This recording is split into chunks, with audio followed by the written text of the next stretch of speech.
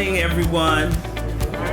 It is so great to see such a wonderful group of people out on a beautiful Saturday morning.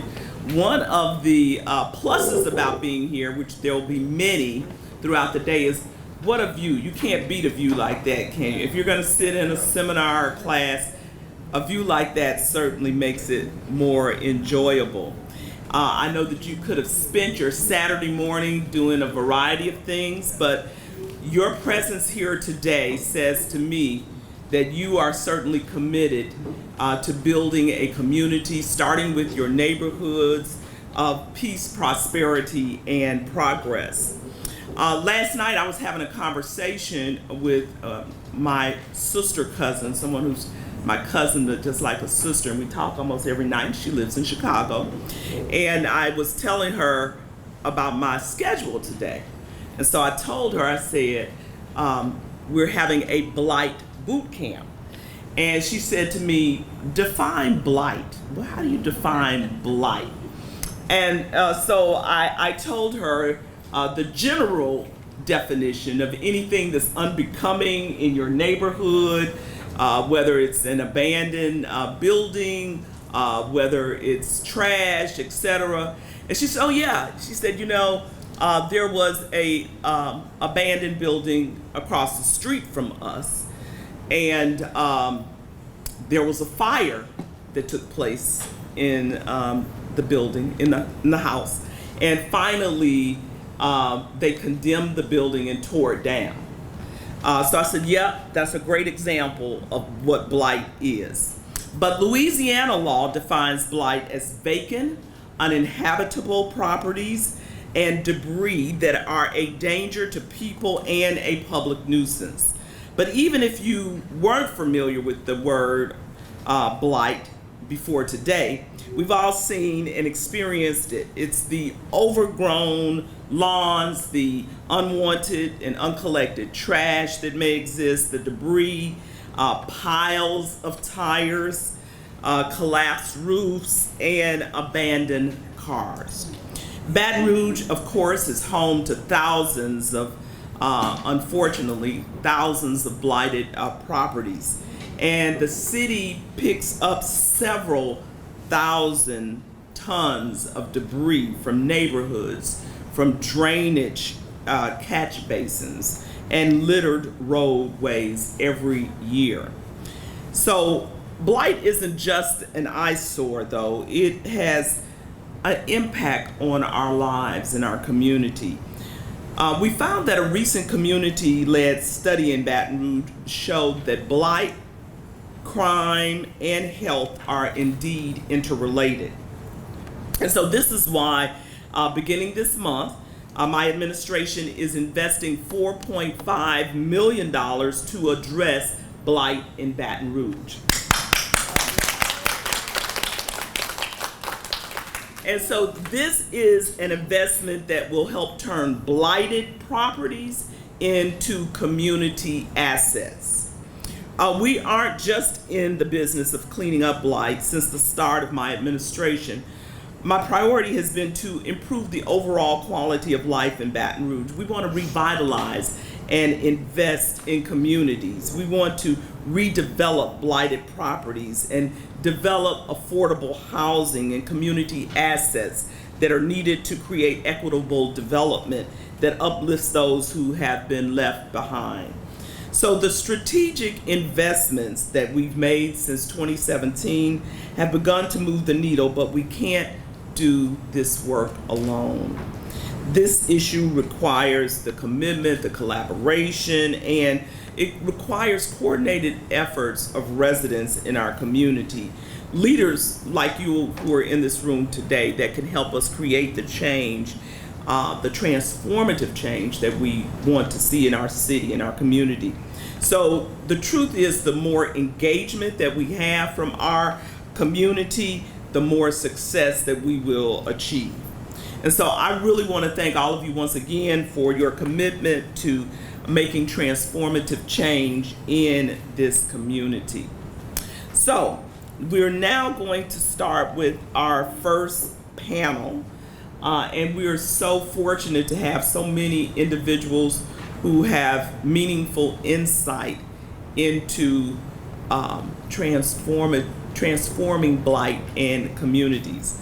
And so I'm going to start with and introduce Rachel Lambert.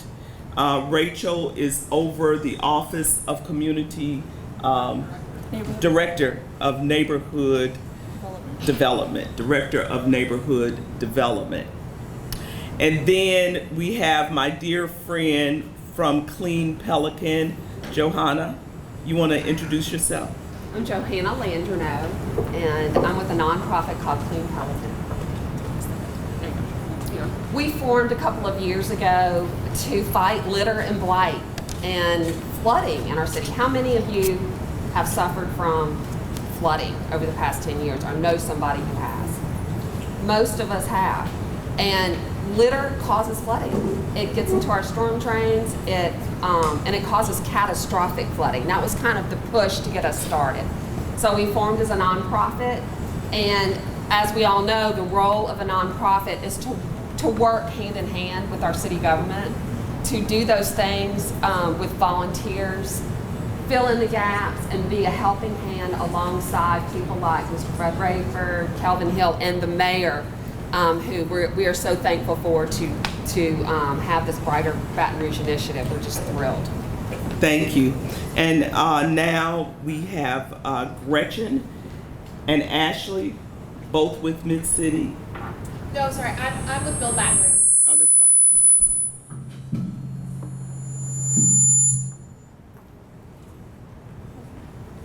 Thank you.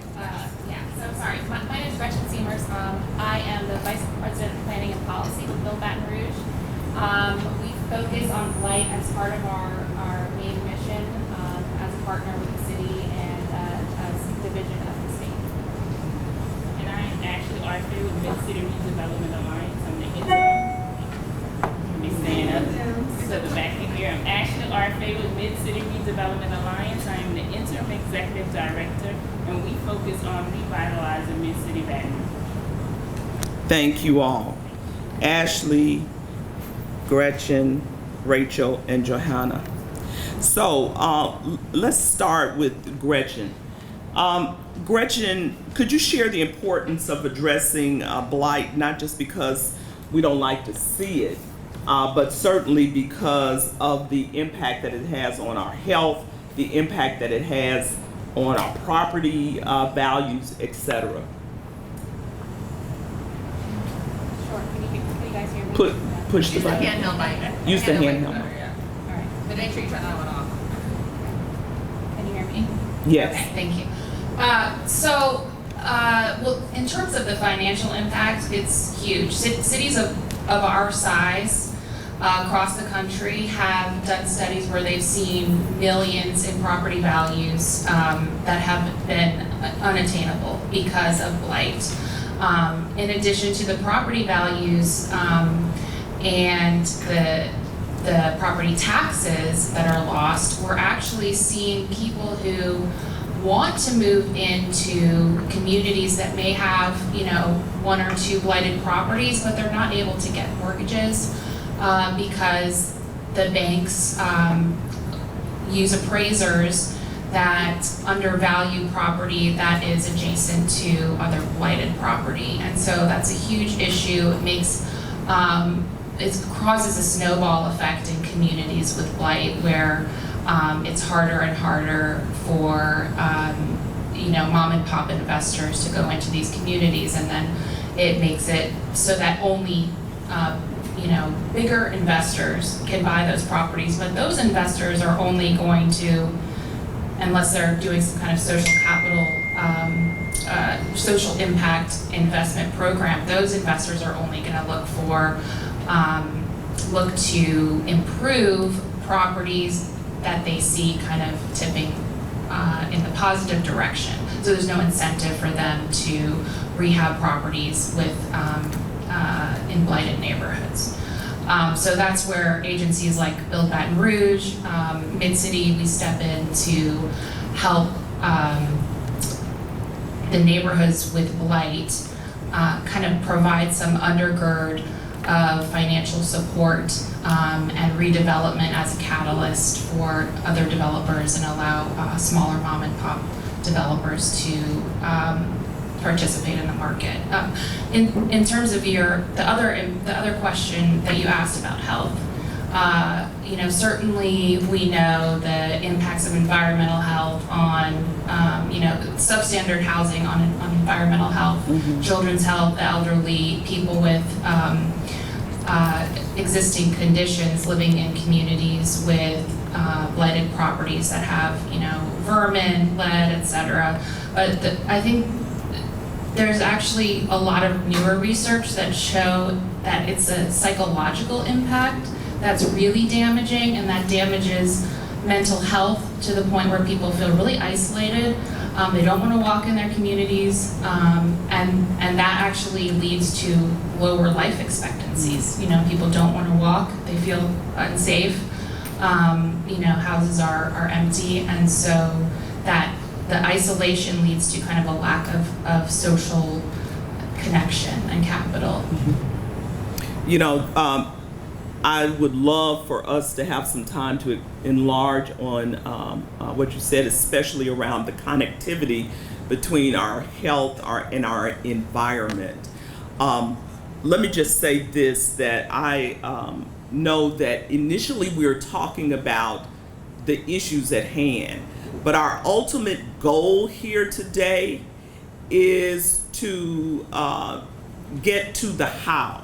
How do we move from a blighted community to a brighter community? That's the overall goal today. Okay, I see a lot of people shaking their heads. So I appreciate everyone understanding that. So we're laying a foundation now, and we're going to build on that foundation.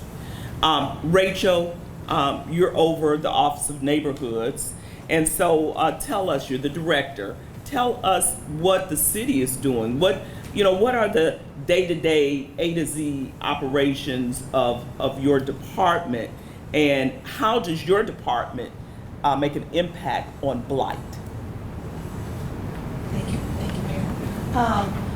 Well, we work day in, day out trying to combat blight in this parish. If you've ever put in a 311 request for blight, for tall grass, for a condemnation, any of that, that comes to somebody in my office. And we're researching that, we're investigating that.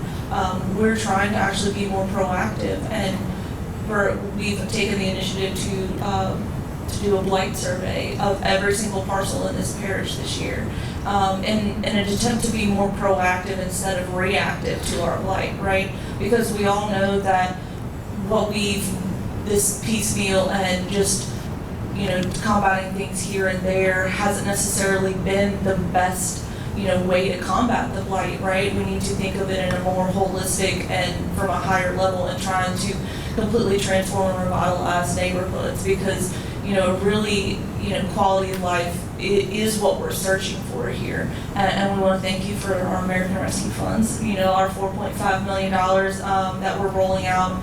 And we've got a lot of contracts, taken a lot of bids here in the past few months, and we're really excited to get those started, and hoping that that's going to really be a jump start and a catalyst here to start making a noticeable impact, so that we can help keep that up while we partner with East Baton Rouge and the Office of Community Development to try to bring more funds here into this parish to those everyday citizens to be able to bring their properties out of the blight cycle, because that's what blight is. It's a cycle. We want you either your property is not blighted or it's sliding down into the blight, and getting it out of that cycle is our goal and our key here. We're always streamlining our processes and so that we can make things smoother and better and faster for you. We're reaching out to our resident leaders and community leaders to try to explain to them, why does it take so long? Well, we have some state and federal requirements as far as notice in order to do what we do, because we work on private property. And we're trying to be much better about communicating those timelines too with those complaints, and having more more information to be forward facing so that you can go and see where we're at exactly. And that's kind of the goal with the Blight survey as well, is to, so, you know, have you have a resource to go see, yeah, we've already identified that and this is where it's at in the process of what we're doing, right? And then trying to hold people accountable, because we have a lot of blight, but we also have a lot of people that are willingly contributing to the blight. And that's my office's responsibility as well. We pick up the blight, but I need to hold someone responsible for contributing to that, because it's not always you. People, the illegal dumping is becoming very, you know, egregious, and trying to hold those people accountable in coordination, you know, with the sheriff's office and the police department and all of those other city parish agencies is really what we're trying to do, and so that we can really improve the quality of life and combat, you know, those health, safety, welfare type, you know, problems that were occurring. You know, you said two things that kind of jump-started some additional thoughts in my mind, and one is the process, because sometimes, for example, when somebody reports blight, just like anything else, there's an immediate desire to see some relief. But you mentioned that there are some legal processes that have to take place. So let's just say hypothetically, if there were if somebody were to report a blighted property, what is the average timeline from a governmental point of view, considering all the things that you have to do, that it would take to eliminate that blighted property, that one blighted property? So we'll take something, maybe like they've got a whole bunch of junk and debris on their property, and their property may be open and unsecured. So when you report it, we go out and investigate. It's usually within the next, you know, week or so. But then we've got to come back and view that, you know, the inspection and research the property owner. Sometimes, because some of our properties are adjudicated and their titles are extremely complicated, because a lot of our properties, especially in the areas where the blight is most prevalent, are familial homes and they've been passed down, and so it's not always clear who we need to notice. But in order for us to actually hold that person accountable, notice and notifying the correct persons, and I mean persons multiple, it is extremely imperative, right? And so once that letter actually gets sent out, there are some prescriptive waiting periods. It's usually on the order of 15 to 30 days that we have to give. But you know, a lot of things go to blight court as well, and so due process is also important, because if we're gonna fine you and lien your property and, you know, hold you accountable, the entire United States runs on the concept of due process, having your day in court. And then after that, if the judge agrees that it needs to be cleaned up and is blighted, you know, he will give that property owner a certain abatement period. And once that has elapsed, it's usually on the realm of 2 weeks to sometimes even, you know, 30 days. It's been up to, I think, 60 days. I mean, it's up to his discretion. And then after that is when we can actually first possibly go pick that up. So we're talking about, just listening to you, we're talking about a potential of 3 to 6 months. Yes, ma'am. Okay. But we're trying to get some things, you know, so Some we're always trying legislation. to streamline our processes and trying to figure out some better ways to combat some of the things, because the grass is a little bit easier to notice, because we don't have to take them to blight court, and the notification period is not as long as some of the other things. Now, the condemnation process tends to be the most lengthy period, because of things you have to go through the parish attorney's office and the council and all those things. And I think when I said the 3 to 6 months, I was really thinking about the property, the structures themselves. But as you said, grass, which can be contributing to blight, could be certainly we could expedite that. Okay. Johanna, you are part of a group that's been out. You can tell us a little bit more about Clean Pelican, but what I want you to share, not only what you all do as an organization, but the importance of collaboration with other organizations, with the city, etc., to help mitigate some of the issues that we see around litter and blight. Thank you, Mayor. And yes, we have learned. We started out a couple of years ago as a small 5 people that got together and started talking about forming.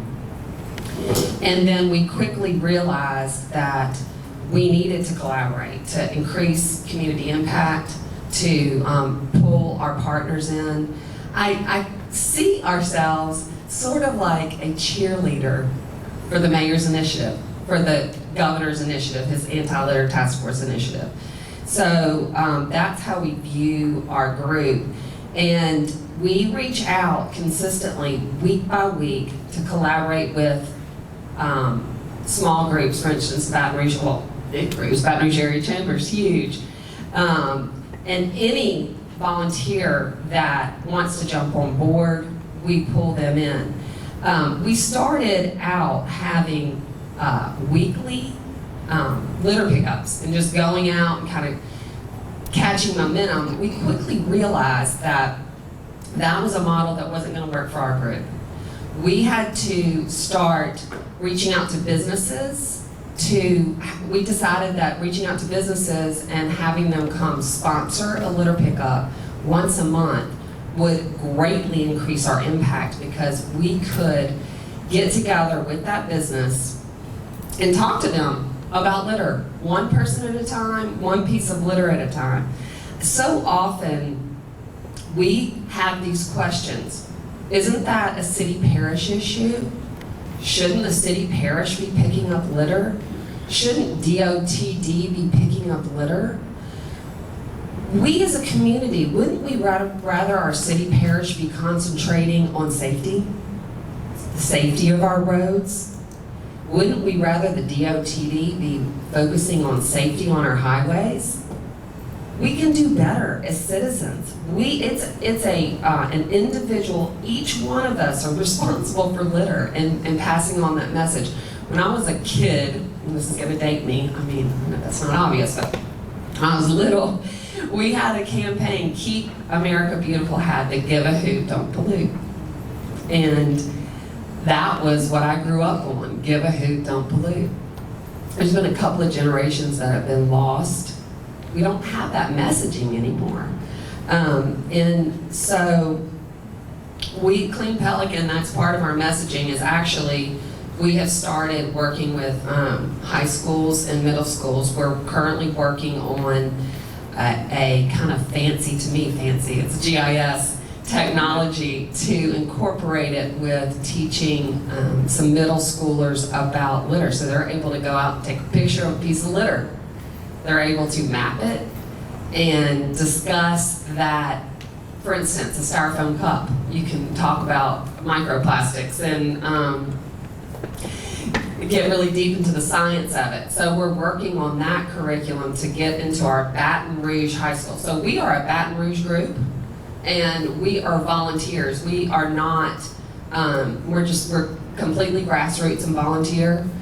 Anybody can join us. It's cleanpelican.org, so I hope y'all look us up and join in with us. So that is how we have found the launch and enjoying it. Thank you.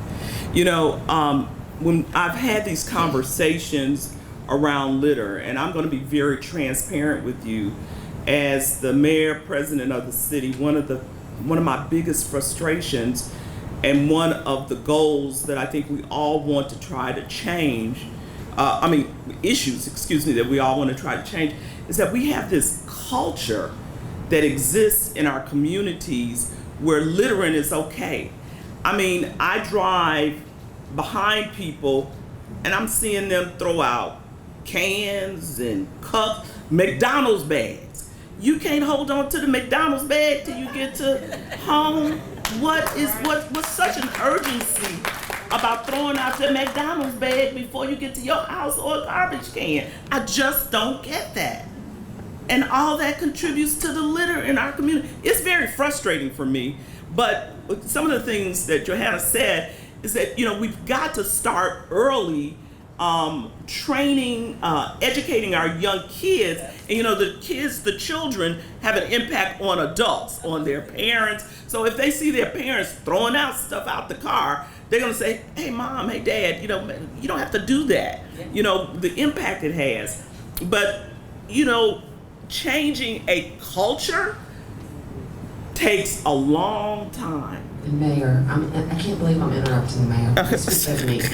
But to your point, we had a high school group go out and pick up litter. They were mad at me. Okay, they were mad. They didn't want to do it, and I was like, let's just go do it. Afterwards, I asked them, it was a week later after we gathered the data, what we did, and I said, how has this changed your life? Have you changed anything? And one young man raised his hand and he said, yes, I'm gonna drive my litter home. Oh my goodness. I got chills because I was like, that young man was not driving his litter home. He may have been putting, bags out of the car. He goes, no, my car's gonna smell for a little bit. Anyway, yes, we've got to change a culture shift. A culture shift is what we need, and I really believe that those of you all who are in this room can help be a part of that culture shift, and we want to give you some tools to be able to do this.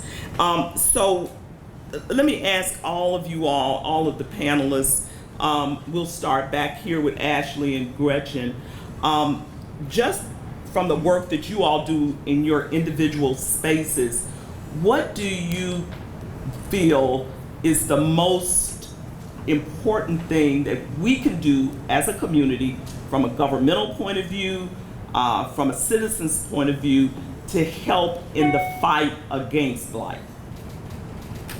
Ashley? Definitely. I'll start with the citizens. Definitely continue those cleanup efforts, right? It all starts with one pickup at a time, and then continuously doing that over time. But also continue to let the government know what properties you're noticing that continue to stay blighted, right? Because we want to make sure that the grass is cut, that we want to make sure that there are cleanups happening, and then also we're spreading that word around. And like Ms. Johanna and the mayor shared, starting it at the youth. The most impactful individuals are the youth because they grow into those behaviors over time. They'll keep up with those behaviors over time. So we can have them doing that from the beginning, from the start, then they'll ensure that our communities stay blight free. And that's the whole purpose, right? Going up into the government, also assisting in, we are a housing development organization. And so once those properties are cleaned up, are vacant, the idea is if it stays vacant for too long, what happens? It becomes a blighted property again. So if we're not being engaged with the mayor's office, ensuring that Bill Baton Rouge has those properties listed as adjudicated properties, that we're able to purchase those properties and then develop those properties and allow them to go back into the community as affordable housing units, then we're not doing our part as well. Because what we want to make sure is that the people who live there can stay there, can afford to stay there, can invest there, can grow there, and then it starts the cycle again, right? Because they grow their families in those areas. The families then ensure that they're engaged enough within those communities to keep those communities clean, blight-free, and it all becomes a continuous cycle. So if we can continue that through community, through the government's help and resources, and then of course holding us, agencies like us, accountable to ensure that work is being done, then I truly believe that we can alleviate blight within our communities. Ashley, I want you to clearly define for us adjudicated properties. Yes. Adjudicated properties are properties where, gosh, I feel like this could be better answered by Gretchen. But these are properties that we can purchase that have like property liens on them. So these are properties that a lot of individuals may have once owned, and they are no longer taking care of those properties, paying property taxes. What that allows us to do is purchase those properties at lower prices, which is good for agencies like us because we are also building at affordable housing rates. So we're also wanting to ensure that we're able to purchase these properties, that we can, we don't have to spend so much money on purchasing properties that we can then not be able to ensure that we can build affordable housing units on them as well. And so because the mayor's office, Bill Baton Rouge, assists us with getting these kind of properties, then we can ensure that we can keep them within the community and then also ensure that we're building for the community as well. Gretchen, you want to segue into what Ashley talked about, adjudicated properties and what we can do? Sure. So to kind of build on what Ashley said, the adjudicated properties have either gone through a blight court or they've been adjudicated because the taxes have not been paid on them, right? And so they go through either an auction process. Bill Baton Rouge has a first right of refusal on these properties. But there is a huge challenge with them because they often have so many title issues, liens, and it's really expensive and a lengthy and uncertain process to get these titles cleared. And it's almost impossible to get a typical residential mortgage from a commercial bank on a property that has these type of title issues, and virtually all of these properties have these type of title issues. So, you know, in terms of a government intervention is really, I think there has to be, you know, some type of legislative change or policy change where these titles get wiped clean so they can go back into, you know, productive use for the community, and it's not, there's not so many hurdles to getting them redeveloped.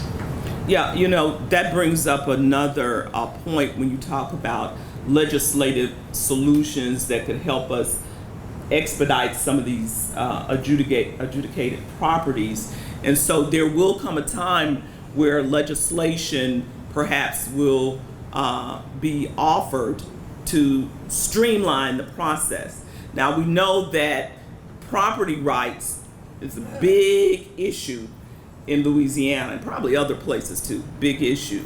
But when that legislation evolves, we will need people from the community to help support that type of legislation because it's all a part of the solution to mitigating blight in our communities. I'm going to open it up now for any questions that you might have for our panel or me. Yes. Yes, when you were talking, I was listening to the panel and the main conversation. Yes, we're getting ready to get one.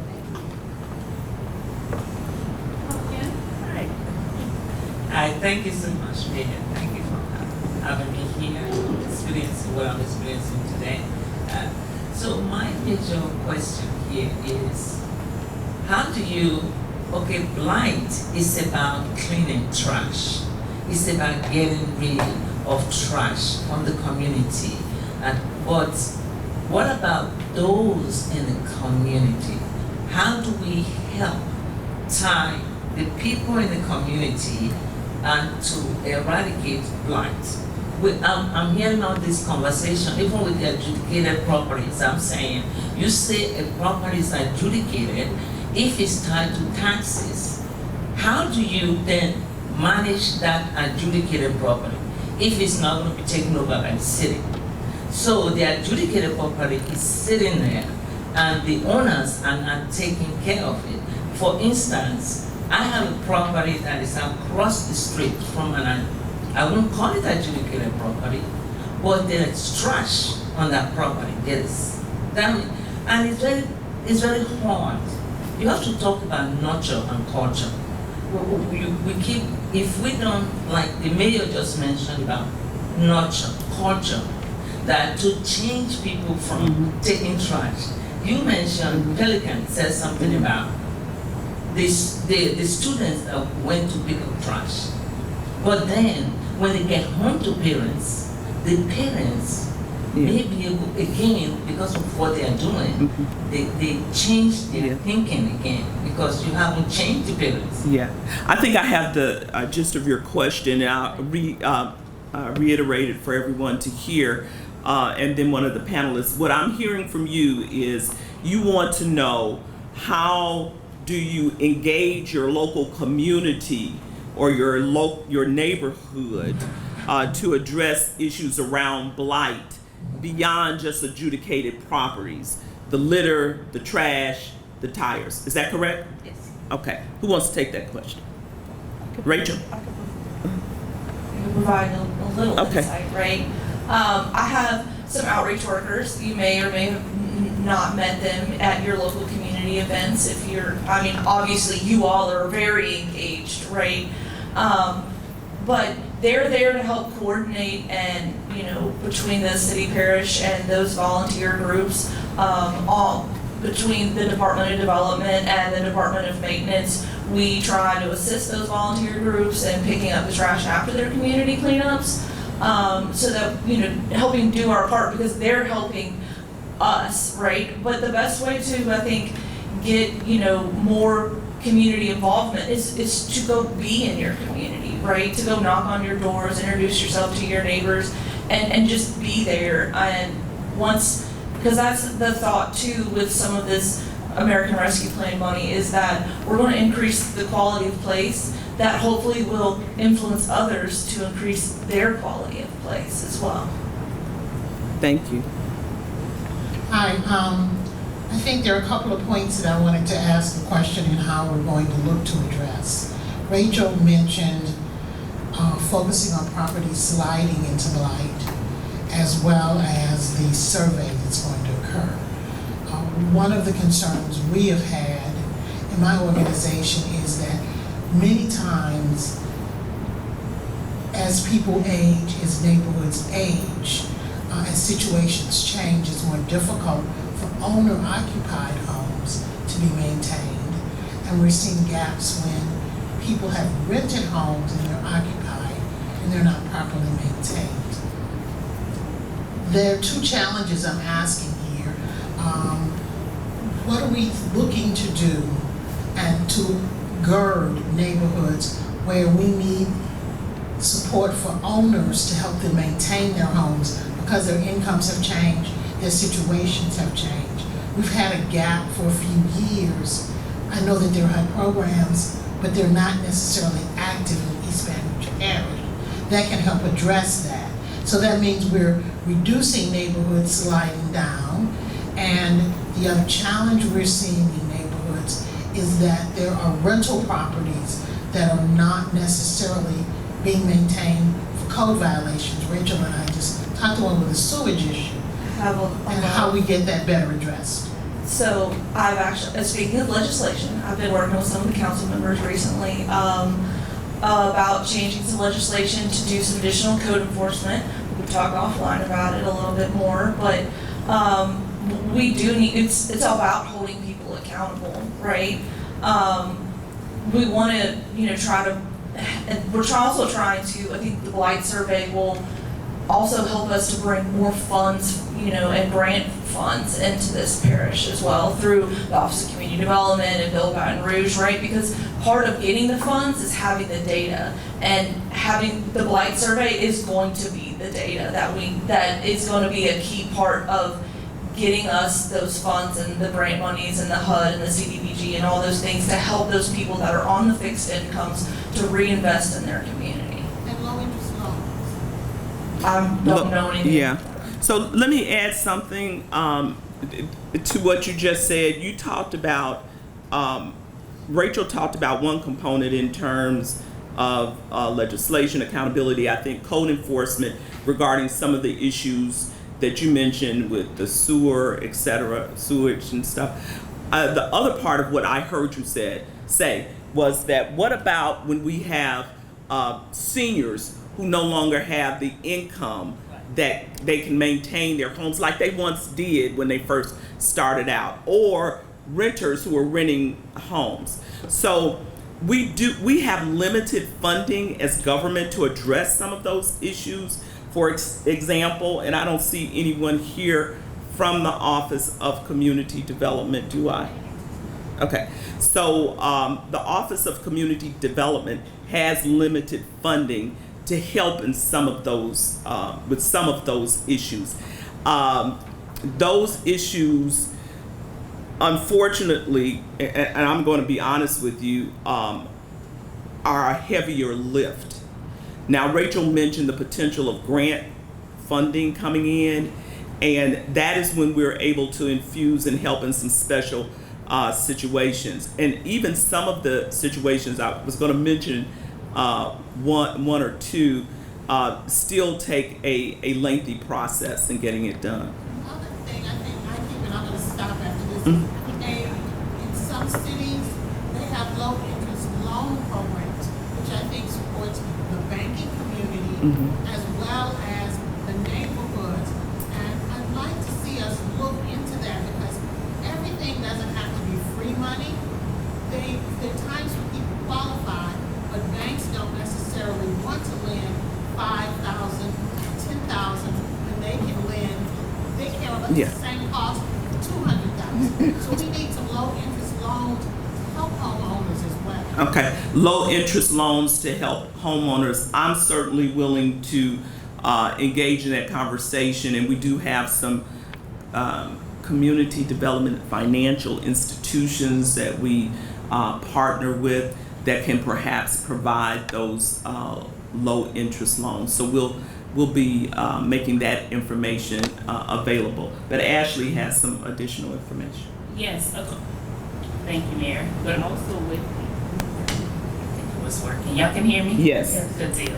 Also with the low interest loan opportunities, we do a lot of work with the with seniors within our communities on home rehab projects, and it is a huge lift because what we are identifying is that our housing is aging, and then the longer it takes for us to actually get the work done, well, the more likely you're seeing more damages to those homes. So it's no longer that you just need a roof repair, but then it's the ceiling, it's the flooring, it's updates that are needing to be made. And then there are on the fixed income, right? So it's us also identifying, let's ensure that we're weatherizing your home. We're ensuring that we're providing energy efficiency updates to ensure that you can sustain and maintain this home once we do everything that we need to do to fix. What we're identifying is that a lot of our residents are more than just one fix, one packet. We're having to continue to do work over years to finally get their homes where they need to be so that they can, and we can ensure that they're in healthy housing opportunities. But I agree, so what we've identified, because we understand that there's limited funding and resources, that we are working with banks to help them create more in-house products and solutions, low interest solutions for our residents, but also looking into opportunities that are already there. Sometimes they're just needing assistance in applying for resources that are already there, like USDA grants and things like that. So we want to make sure that we're utilizing the resources that are there and empowering them along the way to assist them to get those resources. Yes, ma'am. The USDA grants are rural. They are. And I agree as well. They are rural, but we have identified some areas that they have been considered rural. But it's also working with them to identify how can we ensure these products within the city limits as well. But that's true too. But that's just one of the products that we work with. But again, we are working with financial institutions that we worked with for so long to also provide some opportunities and products. So like I say, every time we're in the conversations, we're saying the same thing you're saying, that we need more products for our residents. To not only build new housing opportunities, but to stay within their homes as well. Okay, let's hear from some other people. And listen, we'll be here for a while. Our team will be here for a while. So if we don't get everybody's question in this question and answer period, we'll do it afterwards. I saw somebody's hand up in the back, way back there. Stole the microphone from Laquita. Laquita, I'm coming to you. I'm sorry. Mine will be quick. So first, there's a momentum. This is about to happen in this city, right? Like, your predecessor, Sam Sanders, and the work that Mid-City Redevelopment, they really drove a lot of this work on blight remediation in the city, and I'm eternally thankful to them. But there's definitely a different sea change moment that's coming right now. You can feel it. It's coordinated. And so it's going to happen. So I'm thinking 10 years down the road, Gretchen, and I'm going to kind of direct my question towards you. If the blight remediation works, right, and these policies work, there is this undercurrent conversation around displacement, right? Reinvestment into neighborhoods and people being displaced, colonization, all of that's a real conversation, and it's kind of like a murmur underneath all this work. You mentioned someone called, you said appraisers, right? And that's a really key part that kind of gets skipped over a lot. Can you kind of talk about the implicit bias that is inherent in appraisers, and is there any steps being put forward to train in cultural competency and DEI along with our financial institution lending partners to actually understand like how this is going to look in 10 or 20 years if this works, and all of a sudden people who have lived in Howell Park, Eaton Park, Dixie, Scotlandville can no longer afford their neighborhood? Sure. So there have been studies that prove that appraisers have racial bias and gender bias and age bias. But racial bias has shown to have the highest impact on an appraised value on a house. And so an appraiser goes into a home, and there's pictures of Black people on the wall, the price is lower. And this study has been proven all over the country in different scenarios. So that is happening. I have heard, that issue has been elevated. I don't know that the banking industry is directly addressing it yet, but I think that this is, kind of like the, contemporary version of redlining at this point. So it has to be addressed, and I think that a lot of cities are looking at regulatory approaches to this and having, trainings for appraisers. They have to get a certain certification, et cetera, in order to be able to work in those cities. But, in terms of the greater issue of displacement and gentrification, it is a real concern, especially for communities who are reluctant to believe that investment in their neighborhood is in good faith, because they've kind of seen things go downhill for so long and they get suspicious, rightly so. One of the things that Build Baton Rouge has started is a community land trust. This organization is a kind of a hybrid between the land bank that Build Baton Rouge runs for the City-Parish and a typical community land trust, which is property that is owned and managed by the community at large and the residents that live in the housing units or lease the commercial space. So it's a nonprofit board of directors, but it's all based on the community. They own, the community organization owns the land, but individuals can buy or lease the improvements on the land. And so this keeps property values stable. It discourages flipping. It discourages people from being, unjustly evicted if property values skyrocket for, whatever reason. So that's one tool that we have in our toolbox that we're using right now to combat displacement.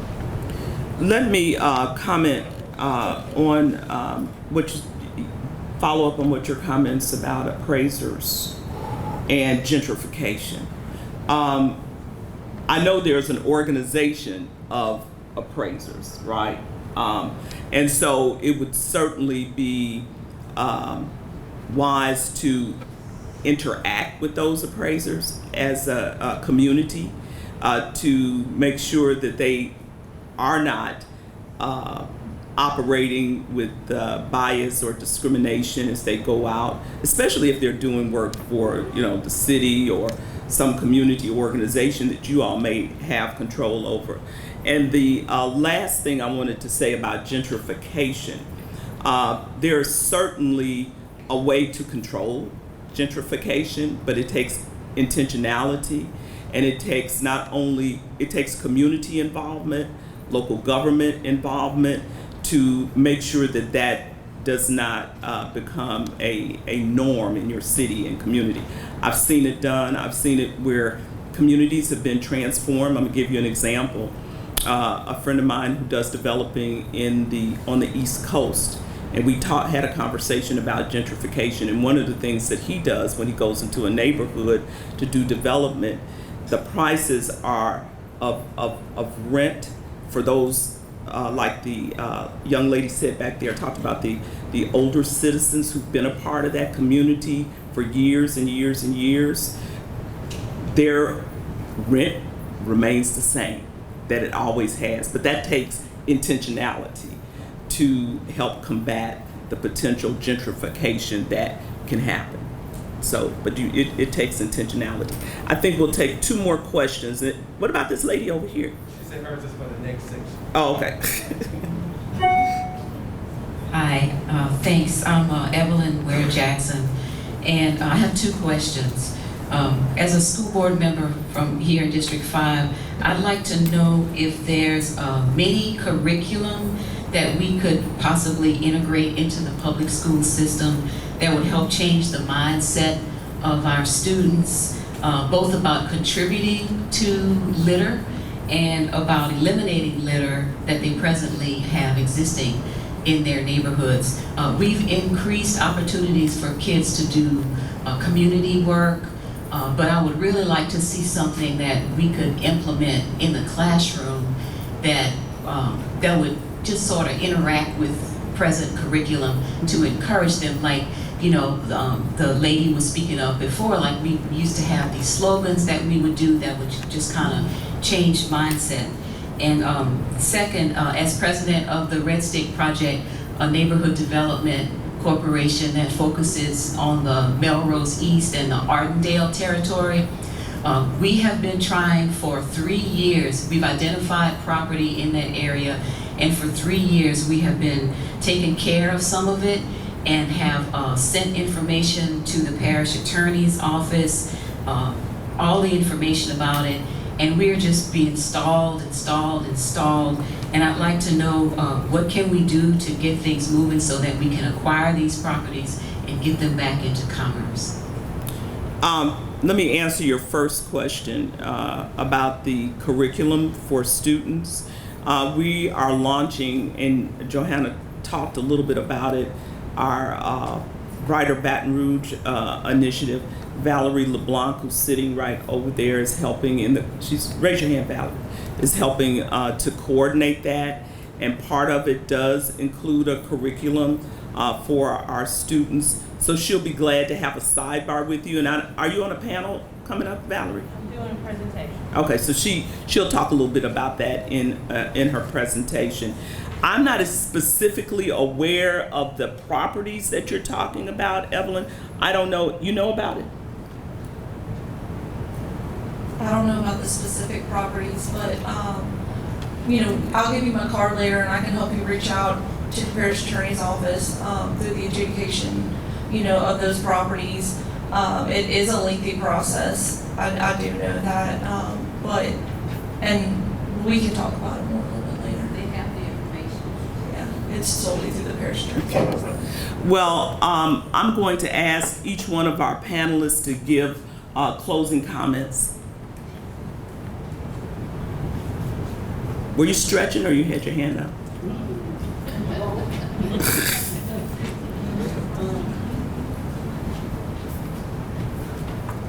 Last question. Yes, it seems as though that we are blaming the citizens of the impacted communities, and I don't think that unless we really get involved with them, not from a distance, but more personable, and I heard someone speak of some form of an assessment, and a lot of tools that Louisiana use are tools that's from other states. And so I know other states have different issues and everything. And so my concern is who actually made up the blight assessment that we're gonna be instituting and putting in communities to actually understand what the people in the community are actually looking for and are in need of. And the other thing is regarding our elders. I've ran into a lot of elders that they have been seasoned workers, but now they are tired and they don't have the voice to be able to go to various meetings. So I was hoping that there could be a meeting held to hear the voices of those that are infirm directly and those that are elderly. Because I have a mother of a church, and she has been trying to get help with revitalization of her home and other issues, and they have paid their dues. And I don't think that we are concentrating enough on the elderly population or the infirm. Okay, let me start off by saying this. Thank you for your comments, and I want to respond to them, and then I'm going to ask Rachel to respond as it relates to the survey. I haven't heard, and it certainly has not been our intention nor motivation to blame citizens. I will say that we all share responsibility in this community to address this issue. Blight just doesn't happen. People are involved. If somebody's dumping tires in my neighborhood, in our neighborhood in Wisconsin, it's some people involved in that. Now, I'm not trying to necessarily blame them, but I want to see that eradicated. And somebody has to be held accountable. We're talking about, our goal here today is to rally everyone together, because real change comes from the bottom up. It doesn't come from the top down, it comes from the bottom up. People who are concerned about their communities. That's why we're so glad to see so many people out here today. So never is our motivation here to blame people. We want to get to the how, right? I was in a meeting this last week. It was out of town. I was so inspired at that meeting as we talked about issues that are impacting our communities, our nation, etc. Let me tell you what I identified when I was at that meeting. I identified a spirit of one accord, people from all over the country. But there was a spirit of one accord. And the spirit of one accord helped launch not a lot of, focus on the challenges, but how do we address the challenges together?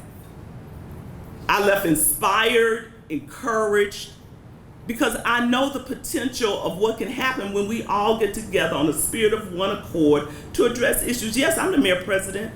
I mean, but guess what? I cannot wave a magic wand and make everything that's negative go away in our community. I do bear responsibility to help in that process, no doubt about it.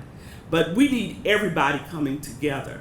We need people in our community, and I didn't want to preach a sermon, but we need our community to see how we can unite around a shared goal. Now, people can point the finger or feel however they want about me. That's okay. I'm gonna do the work. I've been doing the work. I'm gonna do the work. You may not agree with everything. Yes, we have challenges in our community, but guess what? My focus is on the prize, the how. How do we get rid of the blight? How do we improve our communities? How do we make our communities safer? How? And I need everybody to be a part of the solution, right? It's so easy for us to look at the blight, and the blight can be a barrier to us coming up with the solutions. I couldn't agree with you more as it relates to our seniors. As someone who took care of 2 parents who were elderly, I understand the challenges. If they didn't have me to help read this about Medicare, Medicaid, help fix this, that, you know, they might have been in bad shape. I think we have to be strategic and intentional in terms of how we do that. For example, the mother that you talked about in the church, we need to get her address, we need to get her information. She don't need to come to a meeting. We need to figure out the how. How do we come up with a solution to address that? And that's what all of you all are here for. You all are resident leaders. You're ambassadors in your neighborhood. I think people know you. And so we need to collectively say, hey, Mary Jones has a problem here. Talk to one of our staff members. Let's see how we can expedite that. So do you all feel my vibe and what I'm trying to say here? You feel my vibe? Okay. So I see I generated a couple more questions, and I'm over time, but I want Rachel to speak, and then I'm gonna take those 2 hands that came up. Rachel, about the survey. So I understand your concern with, you know, utilizing the same, you know, this survey that, you know, may have been done somewhere else. We specifically did look at the blight survey that was done in Mobile, Alabama, and we had team members that went and actually visited Mobile and looked at all of their resources, but we didn't just copy it, you know, straight copy paste, right?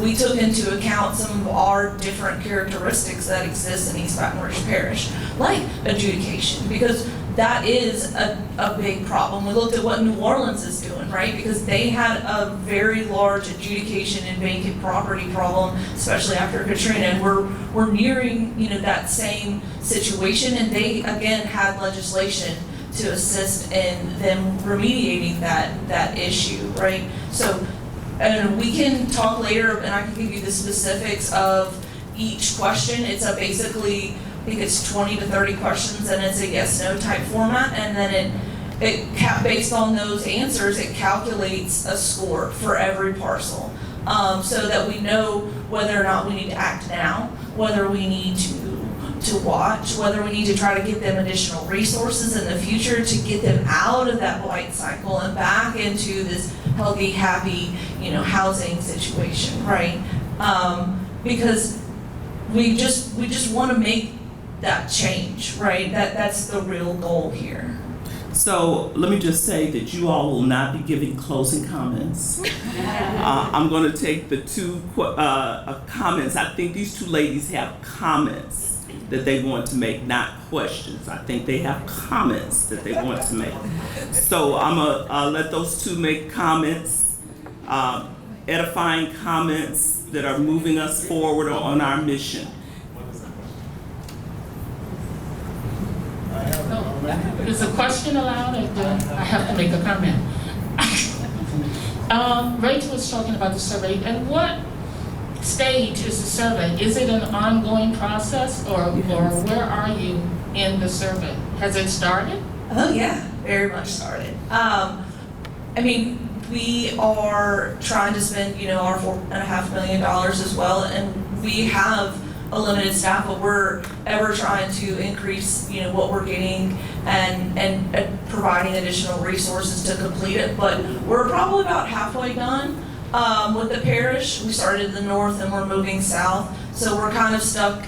Well, I won't say stuck, right? But it's taking additional time because of just when there's not as many houses and and things up in the northern portions of the parish because it's a little more rural, right? So it's a little denser and it's just taking a little bit more time to complete each street and give each house a score and an evaluation. So I'm going to make a suggestion. For those of you all who want to know more about the survey and how you can perhaps integrate it into your neighborhood or you see a need, I want everybody to talk to Rachel after this because she could probably embrace some volunteers or assistance in this process. We would love you to tell us what you see and help us complete this survey. If I can just complete the question, the other thing is you said you've taken bids already. So the bids, how are the bids affected if the survey is not completed? What are you bidding on? And in line with that, then what percentage of the 4.5 do you see going to administration and what's going to hit the ground based on the fact that this 4.5 is not a grant, is it? Which has a It is a grant. It is a grant. Yes, ma'am. And so that we've taken bids on, a lot of this was based around the fact that COVID and our workforce, and we haven't been able to, have as many personnel and staff in our, in people doing the actual work, right? I have 30 staff members, but I have a lot of vacancies in my field crews. So we're utilizing this money to be able to augment their availability, and we have quite a considerable backlog that is going to be accomplished with the $4.5 million. But we also have some of our contracts are more of a work order based. So that means that we're continuing to work on complaints and all those 311 calls and everybody who calls our office and getting those violations abated. So we're going to be issuing, we call it work orders, which is a location and a problem for that contractor to go and abate once we have our court order. And I in my next little 6 minute, I'm not going to butcher the name of whatever it is, Pikachu. I'll talk more about that process. So you're getting ready to give a presentation? Yes, ma'am. Okay, last comment here. Thanks everybody on the panel, the mayor. I just want to say, I know we want to get to the how, but I think we still need to be understanding the why of those issues in community and not marginalize the voices that have those concerns, but finding that space in all of this process to still hear those voices in this process. That's the community engagement component, and that is a challenge. So I'm just asking those marginalized voices still have a space in these conversations. Always. We are a communicative office. Always. My comments were really referring to us blaming the community. That's not what we're trying to do. We want to engage, but let me just tell you this. We're all for having the lines of communication open. I do think the calls that we get, that people want to see action, corresponding action as well. So never will we marginalize, never will we abdicate the communication from the citizens. We need it. But we've got to simultaneously get work done. Or those same citizens call up and fuss at us. Okay? Okay. Yeah. Okay. Yes, ma'am. I saw your hand. Oh, thank you. Oh, thank you, Mayor. My comment is about a little while back, I saw you trying to start an initiative to get all of these tires picked up and maybe a plant to recycle them. But I haven't heard anything else about that. And I understand nobody wants that in their neighborhood. So are we making some type of progress? Because most of the debris that I see, the city has come out and picked up the trash part, but the tires are always left because I guess we don't have any way to pick them up or to do anything with them once they are picked up. So I was just wondering what progress you had made on that. I'm going to ask Kelvin Hill, who is here. He's back in the back. They're giving him a microphone. He's the Assistant Chief Administrative Officer of Public Works. I'm going to ask him to respond to that. Good morning. Thanks for the question on the tires. We do have a program by which we pick those tires up. If they're in the public right of way and we can get to them, we do come around and pick them up. We have a way to get them processed outside of City-Parish, and we do that routinely. We have a tire truck that goes through the parish once a week, where residents can set out up to 4 tires in front of their homes, and those tires get picked up. If there are tires that are illegally dumped on vacant property or blighted property, if you'll let us know through 311, Rachel will send her inspectors out, and we have a process by which we can get those tires. And one other thing I'll say is we've been partnering with community cleanup groups that have pulled out a lot of tires off of different places, and once they've notified us that they pulled them out and piled them up, we send our trucks out there and we pick them up and process them. So if you have a need to do that or would like to do that, we will certainly partner with you and help. Let's give our panelists a round of applause for their participation. And once again, thank you all for being here. I'm going to turn it back over to Marley.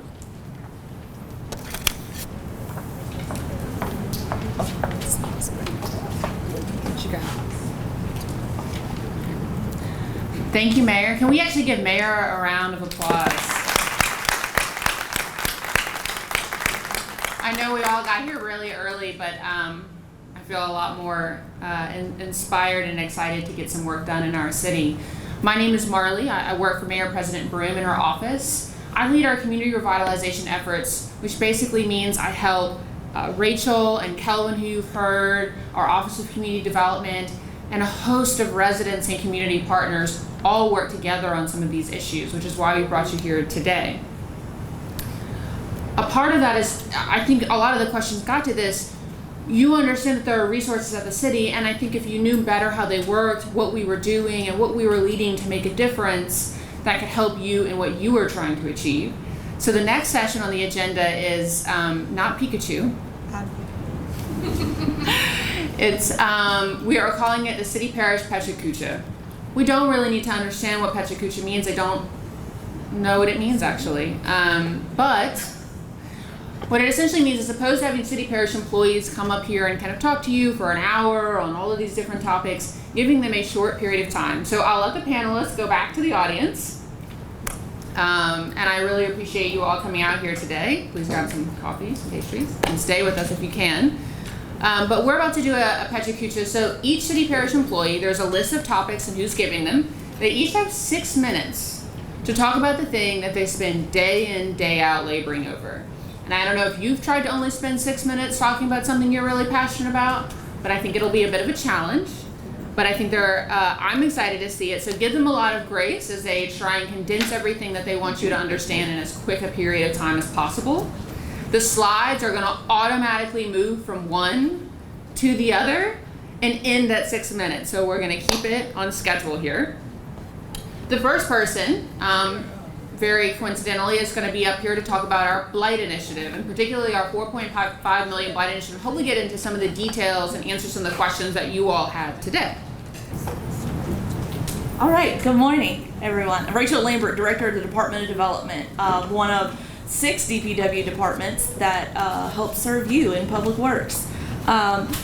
In the Department of Development, we have the permit office where we permit all construction, but we also have the Blight office, or as we more lovingly refer to it, as the Neighborhood Revitalization Office. And we want to thank the mayor and the administration, we're moving on, for our $4.5 million to help bring Blight to Bright. The purpose for applying this grant is that, we have a lot of disinvestment and we've had a lack of resources that we've had due to COVID and other things that we are utilizing this to kind of catch up and help wipe our slate a little bit cleaner here with our blight. So these lacks of resources have been, we're also trying to lean out and use our volunteer groups and try to partner better with those as well. And hopefully that we're going to be able to pick up all this blight and do a whole lot more. All right. Now we've got roughly $4.5 million. It's $150,000 per council district for condemnations, junk, trash, and debris, and then $75,000 for grass. We've got our condemnations, which is our demolitions contract, already awarded. They're working through the process. We have done 10 junk, trash, and debris contracts, and those are being awarded right now, and our grass contract is going to be a work order based as well, so that's already been awarded. We have a lot of requirements that are going on with our American Rescue Fund dollars, that goes along with all of the federal funds that you usually use as far as grant monies. So it's going to take a little bit longer for some of the things that we're doing, but we're working our best to work through that red tape. So what we do on private property, we do stuff on private property. We have other departments that do things on public property, but because we're doing it on private property, we've got to go through these special steps that take that time that we talked about earlier, right? We have to make notice and give people a chance to abate the violation themselves. And then in order for us to be doing that work on private property, we have to lien those properties. So part of due process is giving everyone, like I said, their chance to actually abate the violation themselves, which is ultimately our goal, is that we want you all, or not you, because you're obviously not the ones doing the blight, but your neighbors and those in your community to actively participate so that we can focus on bigger issues. So court orders, we have to get our court order, which can take some time as well. We have a judge, we have blight court twice a month, right? So we bring a lot of those violations there, and the judge will give us a court order, and that's actually what allows us to go onto the private property and spend this money there. Now, we've talked about how vacancy leads to blight, and that's why we are here trying to combat that vacancy, right? We want to start reinvestment and redevelopment in our communities to bring those properties back into commerce, which is really, more at the root of what is going on with the blight itself.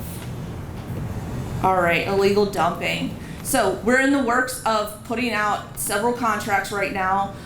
We've divided the parish up, and we're going to put some funds out, and it'll be more like a work order based type of system to specifically combat some of this illegal dumping. Now that's going to work by, you're going to report it, and then we're going to go investigate it, and then if we determine that it can't be attributed to a specific property or owner, then we're going to go pick it up. Now the easiest way to get your debris removed is if you sort it properly, and I'm sure you've seen this in your water bill. It's also on our wonderful website, making sure that our debris are spaced and put out properly so that the Republic and our garbage and trash people can come and pick that up.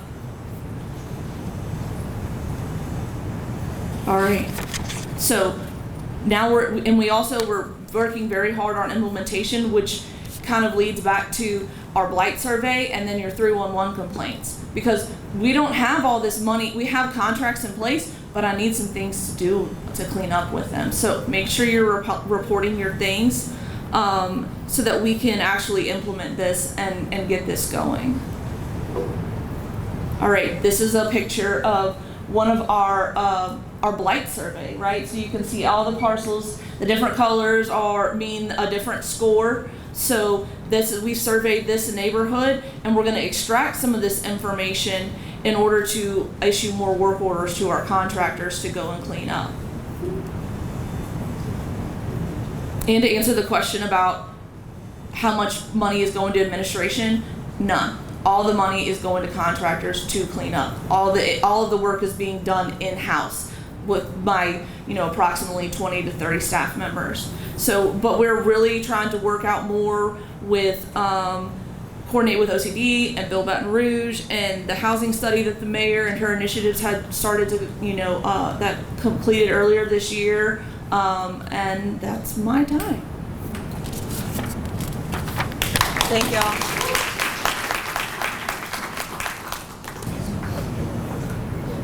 Okay, my name is Alizia. I'm with the Neighborhood Revitalization Division.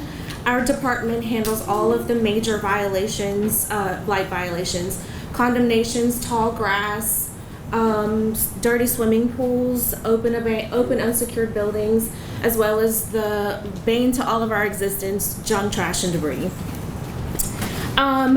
311 is basically a citizen's hotline. It's just a simple way for you to report your problems, generally low-level nuisances. It's a centralized approach that the city utilizes to help manage and deploy their resources more efficiently. So you basically dial 311. That's the first way you can access that. From there, you're met with a representative. They take your complaint and then they forward it to the appropriate department. From that department, the property begins to go through the process of abatement. You can also download the app. Does anybody use the app?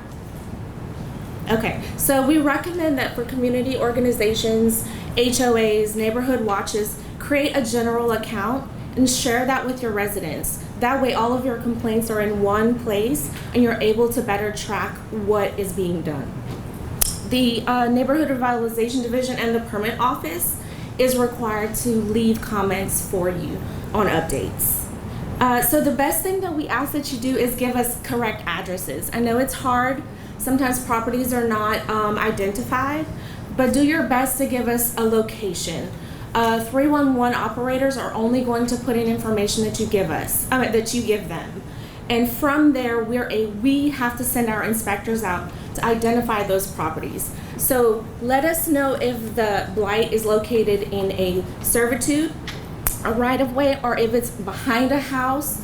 Location is the best thing that you can do to help us.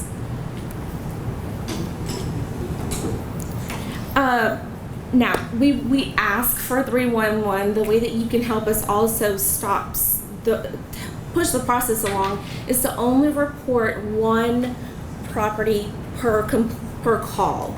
So you ask your 311 operator or tell them that you have multiple properties that you want to report. We can only have one work order per property. So leave any names of any homeowners that you may know.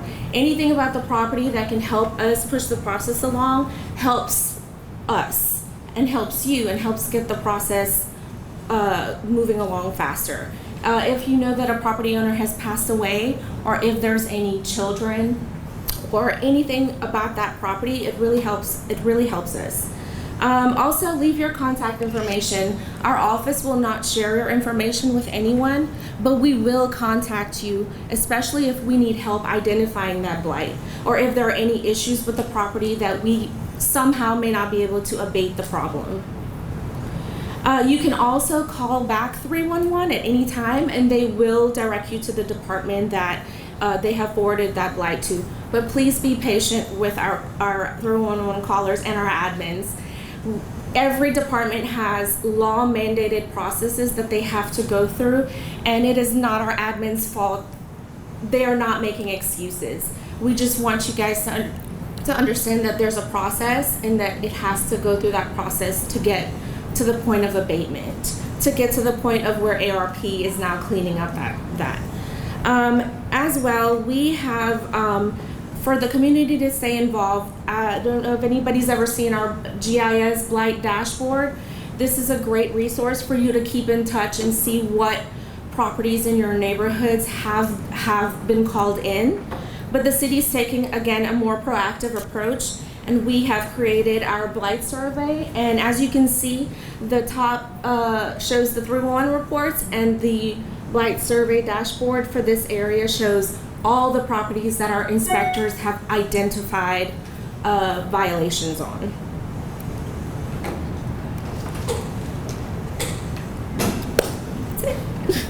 Reginald. Okay. Well, good morning, everyone. Thank you for inviting me today. My name is Reginald Brumfield. I'm your Maintenance Department Director.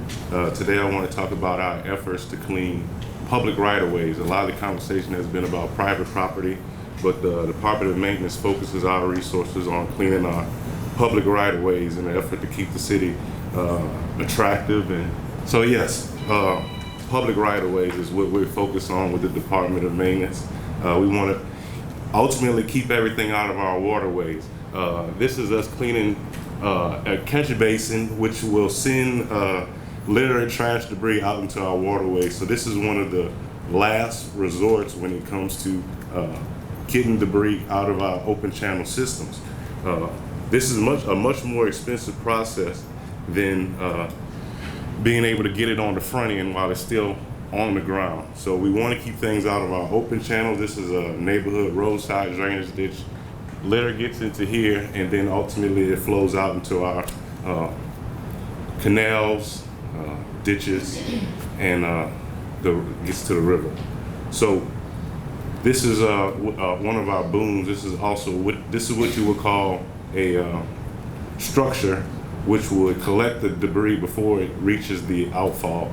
This is one of the things that we clean on every 2 months or as needed. Of course, during football season, it's a lot more, it needs to be cleaned a lot more often. We also help with collection for homeless encampments.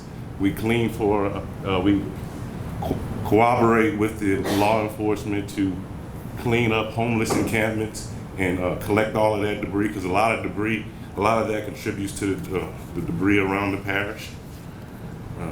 These efforts, then we also have illegal signs. This is also considered litter. We have a system where we collect these signs and enter the violators into what we call a robocall system to try to notify them, so that if there's repetitive violations that we can enforce keeping these illegal signages out of our right-of-ways. We also respond to litter spills. These are common occurrences. These aren't something that we schedule, but when they do occur, we're out there, you notify us, and we immediately move on that to get the roadways or whatever area safe and clear of debris. We actually responded to 3 litter spills just this week. As you can see, that water could have been better used. Our mowing cycles. We always collect litter and debris before we mow every public right-of-way. So as you can see, while they're in the process of clearing the vegetation, we're also collecting the debris from those right-of-ways, and we do a bag count on that collection so it's documented and we can publish that information. Now this is our trash trailer. This is one of our biggest tools that we use in our combat against litter. We send these around to events like Live After 5 or parades, but we also use these for community cleanups.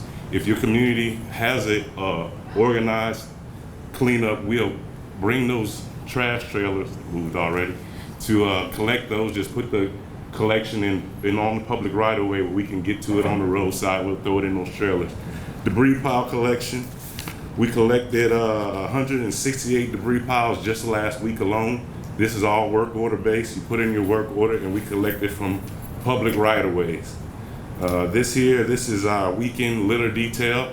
Every weekend we have community service, court order community service volunteers, well, not volunteers, but court order community service workers come out and participate in cleaning up our public right-of-ways. We account for that and report that collection every week.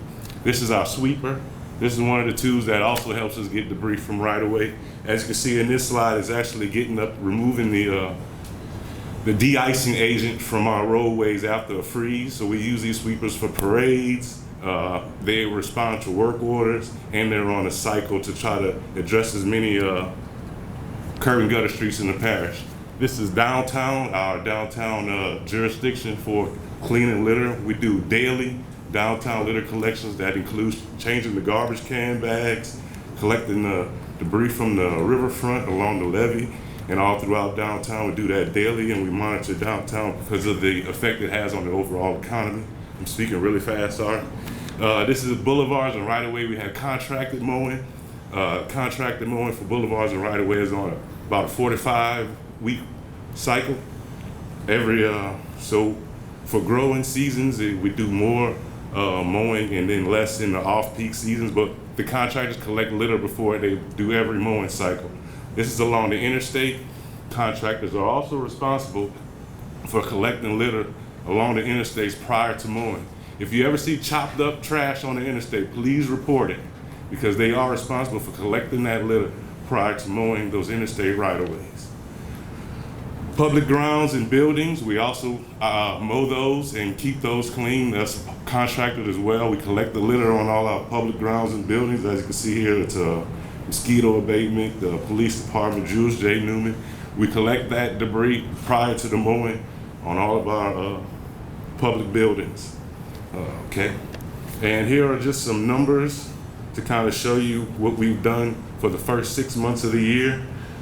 We've collected 44 tons of litter along the right-of-ways, tires, 2,122 at the parades. We collected 44 tons just at Spanish Town, and the rest I'll have to give to you on a later date. All right, thank you, everybody. And that's just how we approach litter removal in our public right-of-way. Thank you.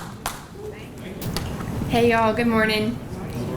Everything that I'm about to very quickly reference, we have links on this page. If you didn't get one, there's some at the front.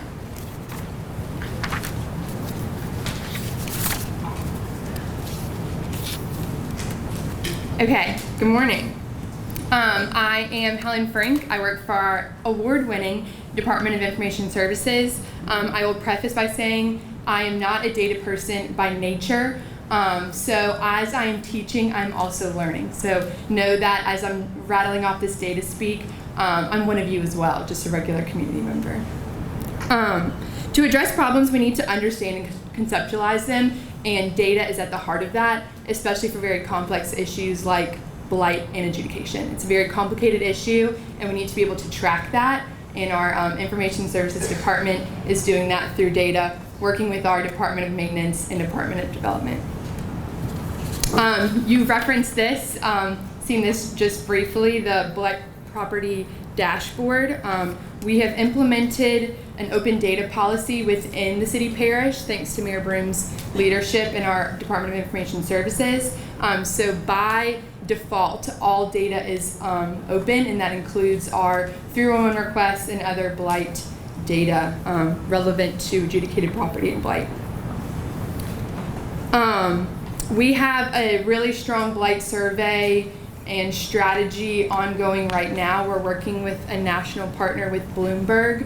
Baton Rouge was selected as one of 22 cities internationally to lead an effort for performance management through data. So we're working with Rachel and her blight survey, and Elysia and 311, and with mayors and national leaders from across the world. So it's a really cool opportunity for us to be implementing these efforts. Like Casey referenced earlier, there's definitely, we're in a moment and we're about to really push through to some new, let me mute this if I can figure out how. There. So quickly, before I get into these various tools, I want to be able to reference tabular data versus location data. So at the top here, you'll see a map with location pins. That's obviously a map with location-based data. Very similarly, similar data is the tabular data down at the bottom. So through Open Data BR, that is the house of our tabular data. So if you want to see something in a spreadsheet form, you want to be able to build some visualizations, tracking different metrics or progress, or honing in on particular filtered, if you want to see, okay, in Council District 6, I want to see every single call for missed garbage can pickup. You can do that through our open data site.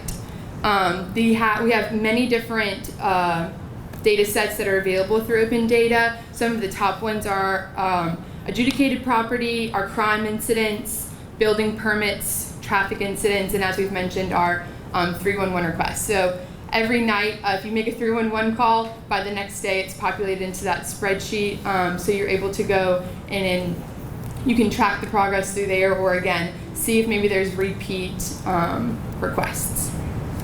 Okay, and for our location-based data, we have the EBR GIS portal. So that's where it's a lot of the same data, it's just presented in a different way. So whether it's through our planning and land development map, which is pictured here, it's a very complicated, overwhelming map because there's a lot going on. It's in here, it's shaded for for each lot, the zone. There are, I think, maybe 15 different layers in this map. It can be a lot of information, but it's a great resource to start to see what information is there. And you can click on individual lots and see, okay, here's what the zoning information is, here's different information about that individual lot on a map in a location based. So within the EBR GIS portal, there's kind of 3 different key tools. So we have maps like we just saw. We have our drainage and flood zones map that's very popular, economic development and other maps of that sort. One of our most popular tools as well is our dashboard. So it's a perfect way to screenshot, and there it goes, information and have a map in just a screenshot of that. So you can search within our EBR GIS portal. So say if you were looking for information on adjudicated properties, you can search adjudicated properties and it pulls up this map. Each little red square you can see is an adjudicated property, and you can click each of those and it highlights the lot and details about it. Here is our 311 request dashboard. This is a lot of information all at once, but it's summarizing for the last calendar year, 365 days, every single 311 request, and then categorizing it by its parent type, whether it's blight, neighborhood, and then how many are open and closed. Then you can tab through the dashboard and hone in on particular types. So this is the blight issue, so you can see it's broken down into subtypes, and you can, at the top, it's how many are closed, how many are in progress, and how many are open. And then say if you wanted to filter it to Scotlandville to see every single Scotlandville, you can do that and then click each pin to highlight more information. Another really great tool is our Open Neighborhood BR. So this is specifically for citizens like yourself who want to know more information about your neighborhood and the area around your home. So this contains information about our 311 requests, our crime incidents, fire incidents, and then a few other information as well. And you're able to filter that date range, you can search for an address, you can adjust a radius, and then if you were looking for something in particular, you can filter it down on the side. And then you could even download that data to track it over time. One of the coolest things about Open Neighborhood is that you can set an alert. So if I wanted to set an alert for around my house for, say, a crime incident, every time there's a crime incident that is logged, it will send an email. You can do it daily, weekly, or monthly. So this will update you day to day about what's going on in your area. So I know there's a lot of conversation on Nextdoor and things of that nature, but this will tell you, hey, here's what's really being reported. This is a lot of information, a lot of tools. We have the Citizen Data Academy that will give you some real tutorials walking you through step by step how to use each of these tools. It's a great resource, and we have 23 videos, and it is actually an award-winning program. We've received 2 awards so far this year, and we're talking with communities across the country who are looking to replicate it. So it's a great resource. It's brla.gov/data academy. So you have 5 to 10 minute videos to really walk you through how to use these tools. Oh, there we go. We also are happy to do trainings and meetings. We've been training with the Department of Maintenance for our BRPD training academies. But if you have a neighborhood group or a neighborhood association that hosts meetings, or you just want to get some people together, we're happy to host some individual trainings. Those videos are helpful, but if you really want to stick and hone in on your area, we're happy to set that up and walk you through that. That's what we're here to do. So give us a shout, contact us. Our email is on that page as well, gis@brla.gov. Here's our phone number as well for information services. And then be sure to follow us on Twitter and Facebook, the City of Baton Rouge. We're also on Nextdoor as well. And weekly, we're putting out Tech Tuesday posts. So we're highlighting all these different tools and then different updates that we have every week. So thank y'all so much. And we'll be sticking around. We'll be at the adjudication panel as well. So if you've got specific questions about tools and how you can use them, let us know. Thank y'all.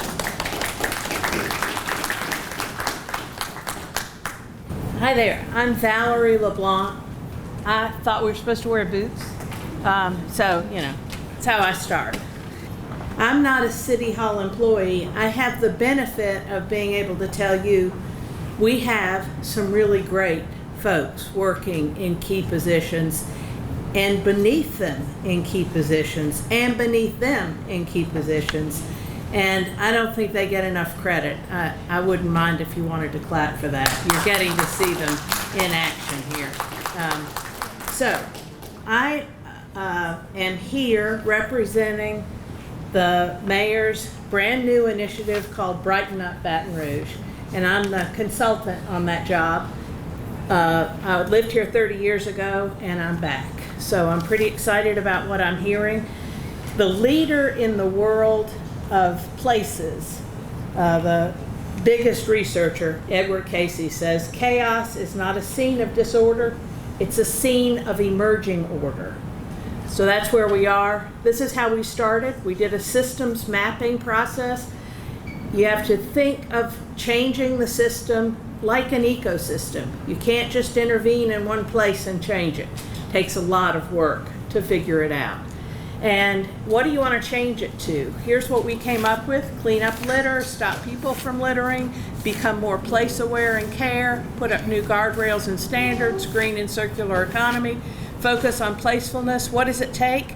3.5% of the population is engaged. Litter-free, beautiful Baton Rouge. Who does this is what we kept hearing. Who keeps doing this? Of course, litter. This is only one kind of litter. There are 13 that we identified in our work. And I think the main thing is that who does this is a meme that we can start using. One of the things we're putting in place through our working groups, we have 8 of them, is a calendar system for you to be able to put up any cleanups that you're going to do. And it allows you to schedule cleanup, recruit volunteers, reach out to new groups, get your bags picked up, assuming that you post a week in advance. A second one that we're going to be dealing with is Ready, Set, Go. This is our media campaigns, television, radio, website, the website with the calendar and some other things, and boosting expectations through networking and the kinds of things that we're going to be putting in place. Not us, all of us. And then the third thing is more enforcement, new enforcement, a litter court, and new kinds of officers. We don't really want police officers involved in litter. We want them involved with crime. Looking at commercial and parking lots, tarp loads, dumpsters, fines. They can even get points on their license. Kids, we were talking about this. We have content under development. It'll probably be ready by the end of September, focused on litter and the environment, so that we're building environmental awareness, and projects to improve the environment and projects that deal in social studies.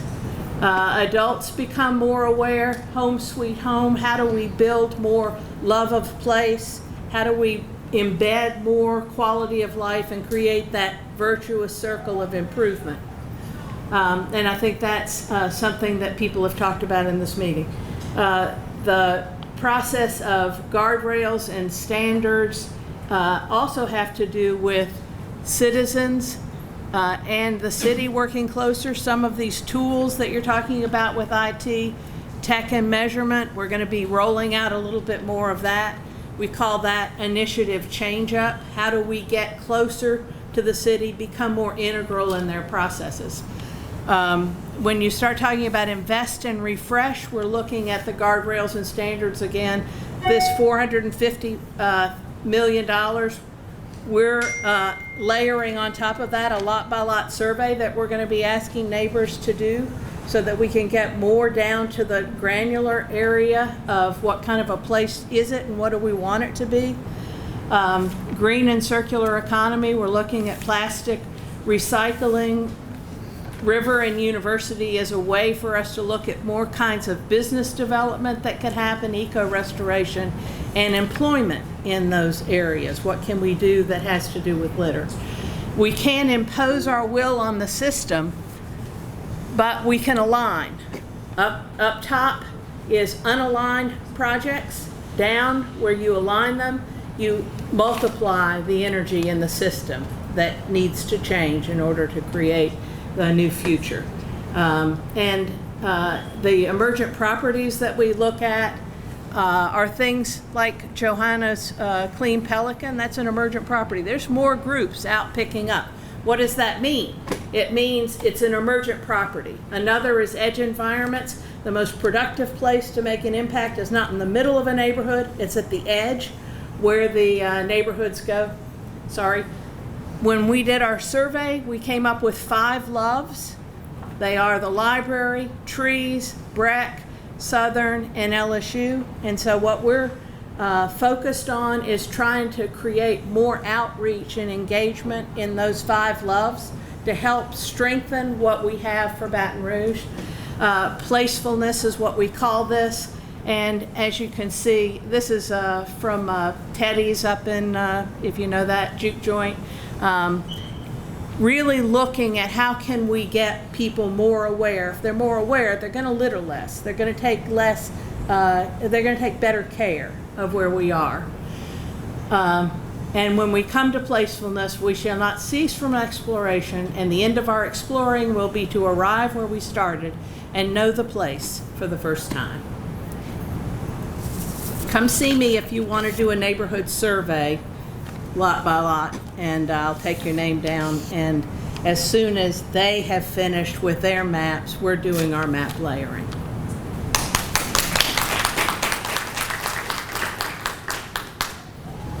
Good morning. My name's Fred Rayford. I'm the Transportation and Drainage Director for East Baton Rouge Parish.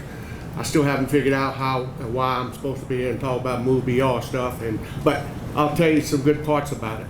Number one, I would just say in general, we're talking about bus rapid transit, and one of the key ingredients that the mayor's already mentioned something about originally is about safety, lighting, and cleanliness.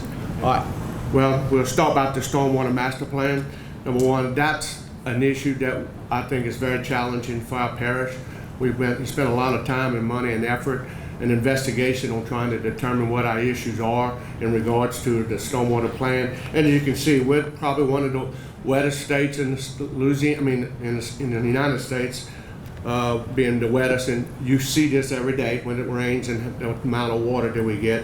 Certainly, and part of the goals and objectives that the mayor has set, we wanted to try to reduce flood risk, mitigate the risk with projects and policies, focus on mitigation of damages, which is things that we want to try to address upfront, and development and maintain stormwater infrastructure. Those are all real key components of drainage that we are looking at, and from the study that was done by HNTB, I think we'll see a lot of positive results in regards to that. Here's one of the questions. We got 11 watersheds throughout our parish, and we have to look at that as a parish-wide issue from a drainage standpoint, not just one area, because it all impacts each other. But we also have models to be able to look at each individual watershed. We also have on a bigger use where we can look at not only the entire parish, but adjacent parishes and what their impacts could be in regards to development of flooding and maps and stuff like that. The flood hazard assessment findings, this was part of the evaluation that we wanted to look at and see what was taking place. Here's some of the issues, blocking and overland flow routes, and some people may not understand that, but you're going to get a whole lot more information on that in the coming months, because there are going to be some issues to talk about. Development of road projects have a significant impact on our drainage. So it certainly does, but we're taking the steps based on the actual stormwater master plan to address that. When you look at the projects and the policies for the flood mitigation, here are the issues. No question, culvert and bridges and replacement of channel improvements, all those things need to be done. We certainly need to look at ways to restore more floodplain preservation areas. When we do develop, we want to be sure that the development is in appropriate places and it meets the requirements and it's resilient, because all those factors are very important. All right, I want to just mention about the bus rapid transit, which I thought was first, but now we can talk about it. Why is that important? It's called connectivity. It's called cleaning up the areas. It's called lighting, providing health issues for the overall goal. This bus rapid transit is the first in the state of Louisiana. While we want to do it right, we think it's important, and it's the first for this parish. But it'll be an area that will run from down at Nicholson, and here's the routes here at this point, but it'll be at LSU, come up Nicholson, go to Florida, from Florida Boulevard to North 22nd to Plank, and Plank Road up to Airline Highway, which will be where the new transfer station would be. There's 22 sites that will be along this area on this route, and it's critical. And what's important for this project is that not everybody has the capability of driving vehicles, and we want to provide another way to get from the people of our parish to get to and from where they want without having to use vehicles. Again, these are the routes and the stops that you see in these locations, and most of these every one of these will have types of platforms, markers, have some amenities for bikes to be able to store them there at location, accommodations for lighting and all those components that are necessary. All right, here's just a sample of what we're looking at. I think it gives you an idea of what our bus stops are going to look like compared to what they look like today. The biggest key is to be sure that we provide ADA requirements for loading for the handicapped people to get onto the bus. That's why they have the level boarding platform. Those things are important. The shelter will be much more convenient, at least be able to address some of the weather conditions, and also the amenities that go along will be very important. Operation plan, this is a goal and objective, and I think it's to provide the service, but be consistent service. 15 up to 30-minute headways from one location, from one end of the parish to the other. Full service span. These are the services that CATS will be providing for this. Fast service speeds. Part of that is to be able to allow synchronization of our signals along that to give them some priority for getting to and from these locations. And so here's the last part of the presentation that most people want to know: when is everything going to get started? And because there's no question there's issues about that. We're working right now with the FTA, and we should start construction on the first phase. It will be 4 phases from our standpoint from a construction on the railway. Some probably be in January of next year. All the plans are being submitted, being looked at by Federal Transit Authority, and when we get those things approved, then we can go ahead and move forward with the advertisement. But in reality, guys, you're going to see a lot of progression, and what we're trying to do is be sure we don't have a lot of congestion. When you're talking about doing this type of work, we can't do Plank Road all at the same time. Not possible. So we're going to be doing it in phases, so there will be less inconvenience on people who have to go through on a day-to-day basis. Just bear with us, but I promise you, when it's done, you will see a very, very positive asset for East Baton Rouge Parish. Thank you all very much. I know, that's okay. Thank you to all of our City-Parish team members. I'm incredibly impressed. For the reasons I laid out earlier, it can be really hard to talk about something that's really meaningful and detailed in 6 minutes, but y'all all were really great troopers with me in this experiment. I did want to kind of give an overarching, what does all of that have to do with Blight, and how is all of that at all useful to the efforts that you're leading? Better understanding what the city is doing around Blight cleanup, that was our first session. How you can submit things to be a part of that effort, that was our 311. We mentioned earlier litter crews and how they can help if you pick up litter, then how we can get them out of the city, and what is the city doing about litter every day within the City-Parish. And then we had somebody come and talk about how are we visioning what a new litter ecosystem looks like, and all of the data that we're tracking, utilizing, and that you can access in your work. Last but of course never least was Mr. Rayford, who's talked about stormwater and some of our improvements to our roadways. And all of this litter, it ends up in our catch basins. It ends up flooding our homes. And so it's all a part of the improvements that we know as a city when we look at the systems that we know we need to make in order to make our neighborhood safer, healthier, and thriving.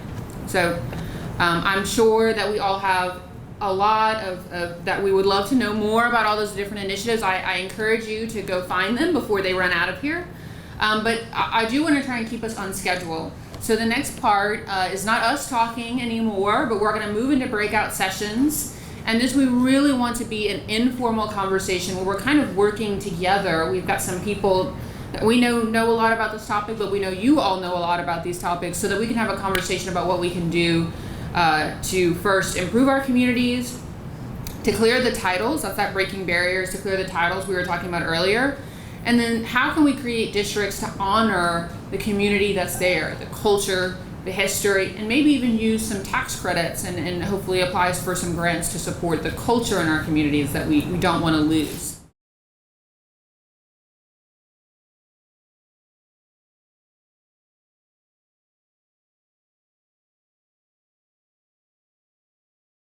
Kitchen, we always want to make sure we're supporting them. Yes, that's right. So excited to see all of you all here today, and honestly just the journeys that all of you have been on, whether it is through the Safe Hopeful Neighborhoods program, if you're an affiliate of Mid-City Redevelopment, your own organization, an individual working for a cause, all of that is organizing for impact. One of the biggest things that we always try to tout from the mayor's office is the power of community. Putting community first in many of our greatest challenges are the key to, one, short-term solutions, innovative solutions, and then also building sustainability. Because it's always important that while government may be the root of things like funding and system change, continuing impact that has been created has to live with each of you individually, your organizations, and institutions that you collaborate with. So I'm excited today to talk about organizing for impact. Marley asked me to share a little bit of my own journey, but I think just like many of you, for me, it's about harnessing the power of what I care about and what I believe in to be able to join people, partners, and again, systems to make change, which brought me to working inside of the mayor's office. It's funny because if anybody knows me, one of the things that I used to say in my 20s is that I would never work in government. It was the job that I never, ever wanted to have. And then I met Mayor Broom, and she convinced me that all these changes that you're looking to make lives within a system. And sometimes people on the outside fighting for change have to come inside and not fight, but work, build, and collaborate with people to open doors of change. So I do think that that's a big part of my journey and my story, and just working to be a conduit for people with a mayor who has a vision and a heart to see change, empowerment, and investment in some of our most disinvested parts of our community. So enough about me. I'm going to move over to our panelists, and I see now everyone is sitting on the left. So we'll start with you, Ms. Pat, and I know that many folks know each of you, so I'm going to throw a little pop quiz in and say, I'd like you to share the one moment that made you know that you had to step up and be a part of change. So introduce yourself and share, again, the one moment for you, no matter how recent, no matter how old, that made you know that you had to step up and be a part of change. Good afternoon. Good afternoon. Good afternoon. Woo, Miss Pat.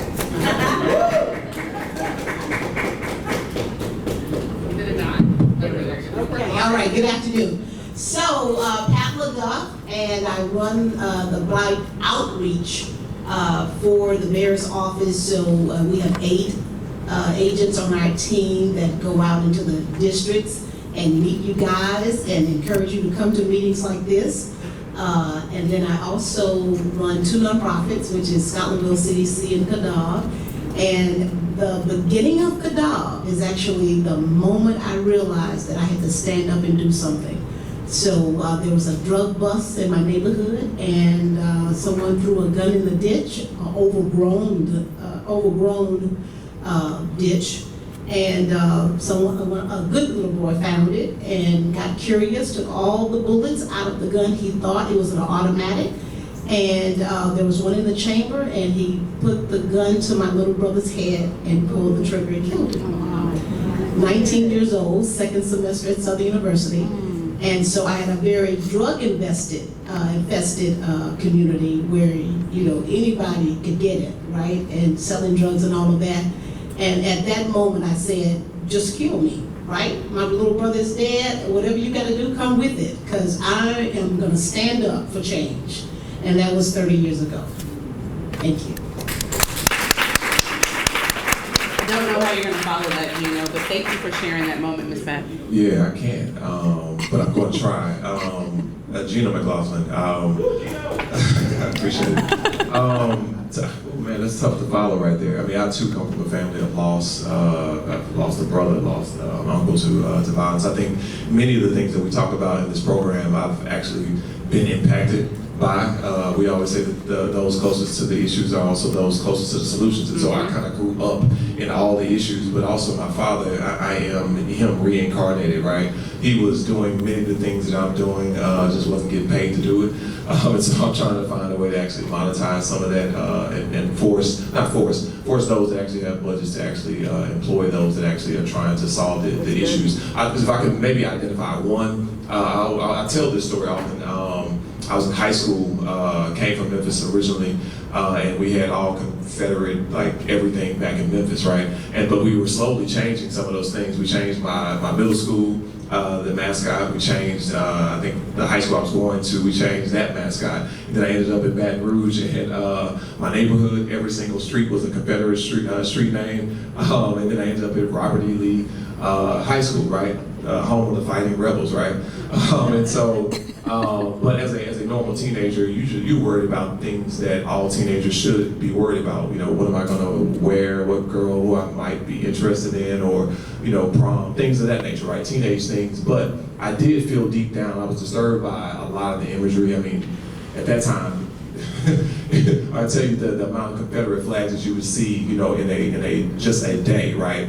But I knew that not everybody felt exactly like I felt, and so I kind of kept that suppressed for a while. And then I think my 11th grade year, Coach Mitchell's class, we had we touched on the Civil War, and he said the Civil War wasn't about slavery, and I just, for whatever reason, word vomit, you know. But I think all the things that I had grown up listening to, right, all the things that I knew to actually be true as well, right, because oftentimes our students are not taught the accurate history. They're actually taking books and subjects out of the schools, and never has that actually reflected. I felt like our humanity as Black people, I was actually having to learn in a edifice that actually did not even respect my own humanity, right?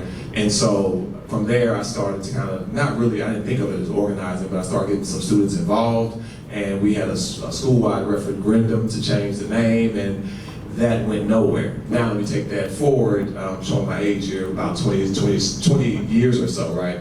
I think it's a little more than that. Wrapping it up. My son was scheduled to go to that same school, right, that I went to and graduated from, and I didn't think that it should bear that same name, right? I thought about it, and not really fought, but certainly had pushed the issue. And so a couple of us, you know, we spoke up about it. We actually, you know, shook some tables and moved the needle just a little bit, but we didn't get it changed. That was 2016. I was certainly happening, you know, I went on to actually have a name in activism and advocacy, and then go into working, to Courtney's point, going inside the city government and actually working inside the city government, trying to be part of the solution.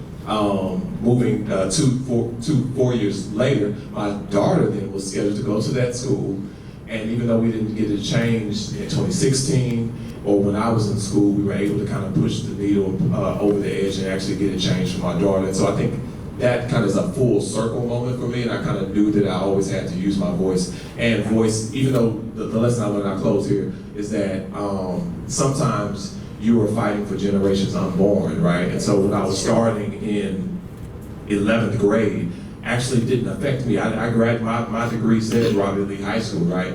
But able to push the needle, start a conversation, and over time, consistently be engaged in that issue and actually see it come to bear for my daughter. And so that's my story.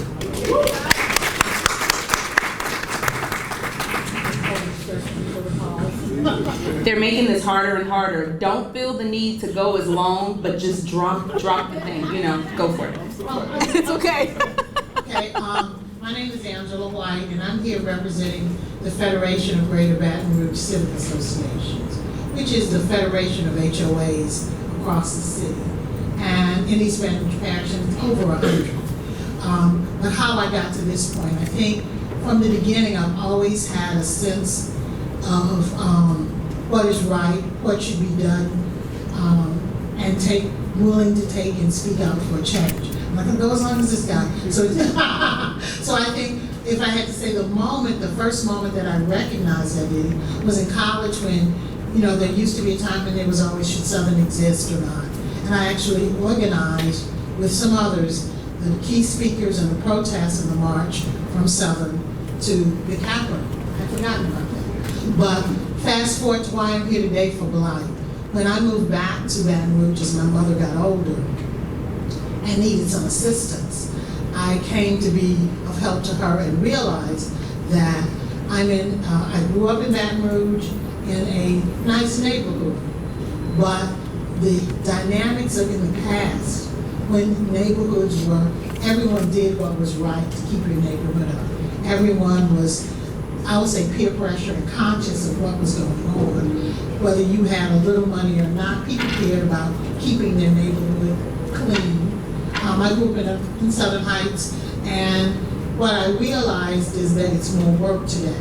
And so I became involved in not only Blight and this issue, because I was trying to solve the challenges that I was struggling with in my neighborhood. And I knew that other older neighborhoods were going to have that. And given time, all the neighborhoods that are new will face this issue in the future. And so while we like to see what's shiny and new, we still need to sustain our neighborhoods. That's good. That's how I came to this issue.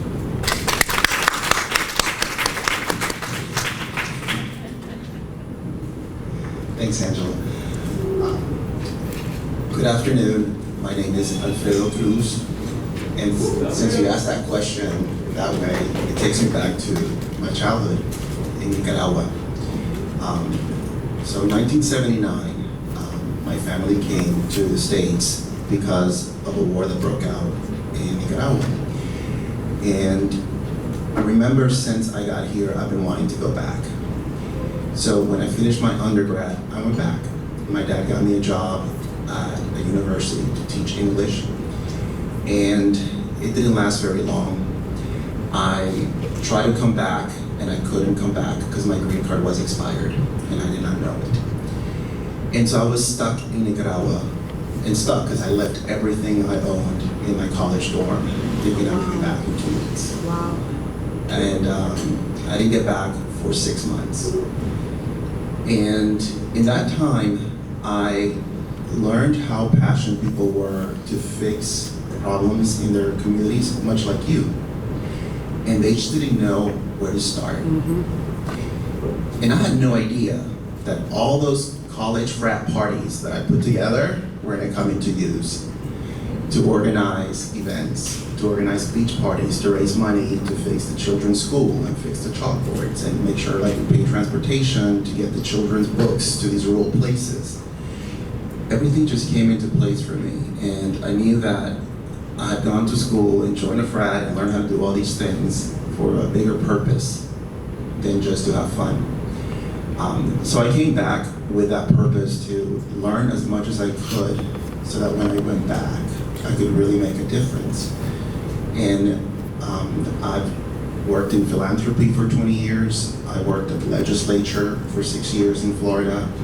And I work here now. And everything for me is a classroom so that when I go back, I can be more impactful. And so everything I learned from you, from my colleagues here, are things that I hope I can do to really be that change maker on this journey. Thanks. I feel like if we were to stop right now, you would be inspired, because I am. So I'm really excited to dive into this panel. So please, everyone, do not feel compelled to answer every single question, and sometimes I may actually target a few folks for it. But with that being said, each of you have spoken from passion. Each of you have spoken from heart. And then honestly, there's that reality of life. And Gino, you touched on it, monetizing, which means salaries, paying your bills, and do what you have to do every day. So for many of you, and many of the folks in this room as well, this is not your full-time job. There are only so many hours in the day. There's only so many minutes in an hour. How do you prioritize where you put your efforts so that way you can actually see the progress of change versus just moving, speaking, and trying to build? How do you prioritize to be able to see that? And this is a great question because at least for 3 of you on this panel, I've seen you all work in so many different spaces and I'm now seeing you hone in. How did you prioritize that? And Alfredo, we'll start with you. Well, for me it was easy because housing was always really important in my family. In 1971, there was an earthquake in Nicaragua and my house collapsed. And so we moved to the country. And my grandfather was a farmer and he built wells for other farmers. And over time, they paid him in land, and over time he amassed 7 kilometers of land, which he divided to his 14 kids. One of them is my mother. So in Nicaragua, I have 14 kilometers of family, some version of Cruz Martinez, Cruz Rodriguez, and so everybody has a home, everybody has land. There's a town called Los Cruces, and it's all family. So I grew up knowing that land ownership and housing ownership is really important. I lost track of that along the way, but really understanding in my work in philanthropy and in state government in Florida that a lot of the problems people face are ultimately because they're not housing secure helped me regain that alignment of purpose, and now my focus is definitely back on housing. That's how I prioritize my time. Gino and Ms. Pat? I'm probably the wrong person to ask. I don't know that I prioritize any one issue. I've actually never had the luxury of, I guess, self-identifying because I was kind of pulled into the work, right? I wasn't actually looking to become or do anything specific. I actually kind of got thrust into, and eventually with that, with influence and somebody heard you speak somewhere and then they put a mic in front of you and they're, and so it attracts more attention, right? And at that time, at least in Baton Rouge, we didn't have a lot of people that were consistently showing up. Ms. Pat could probably attest to that. You would see the same faces over and over and over again, which is why I love a crowd like this because we're constantly seeing new people.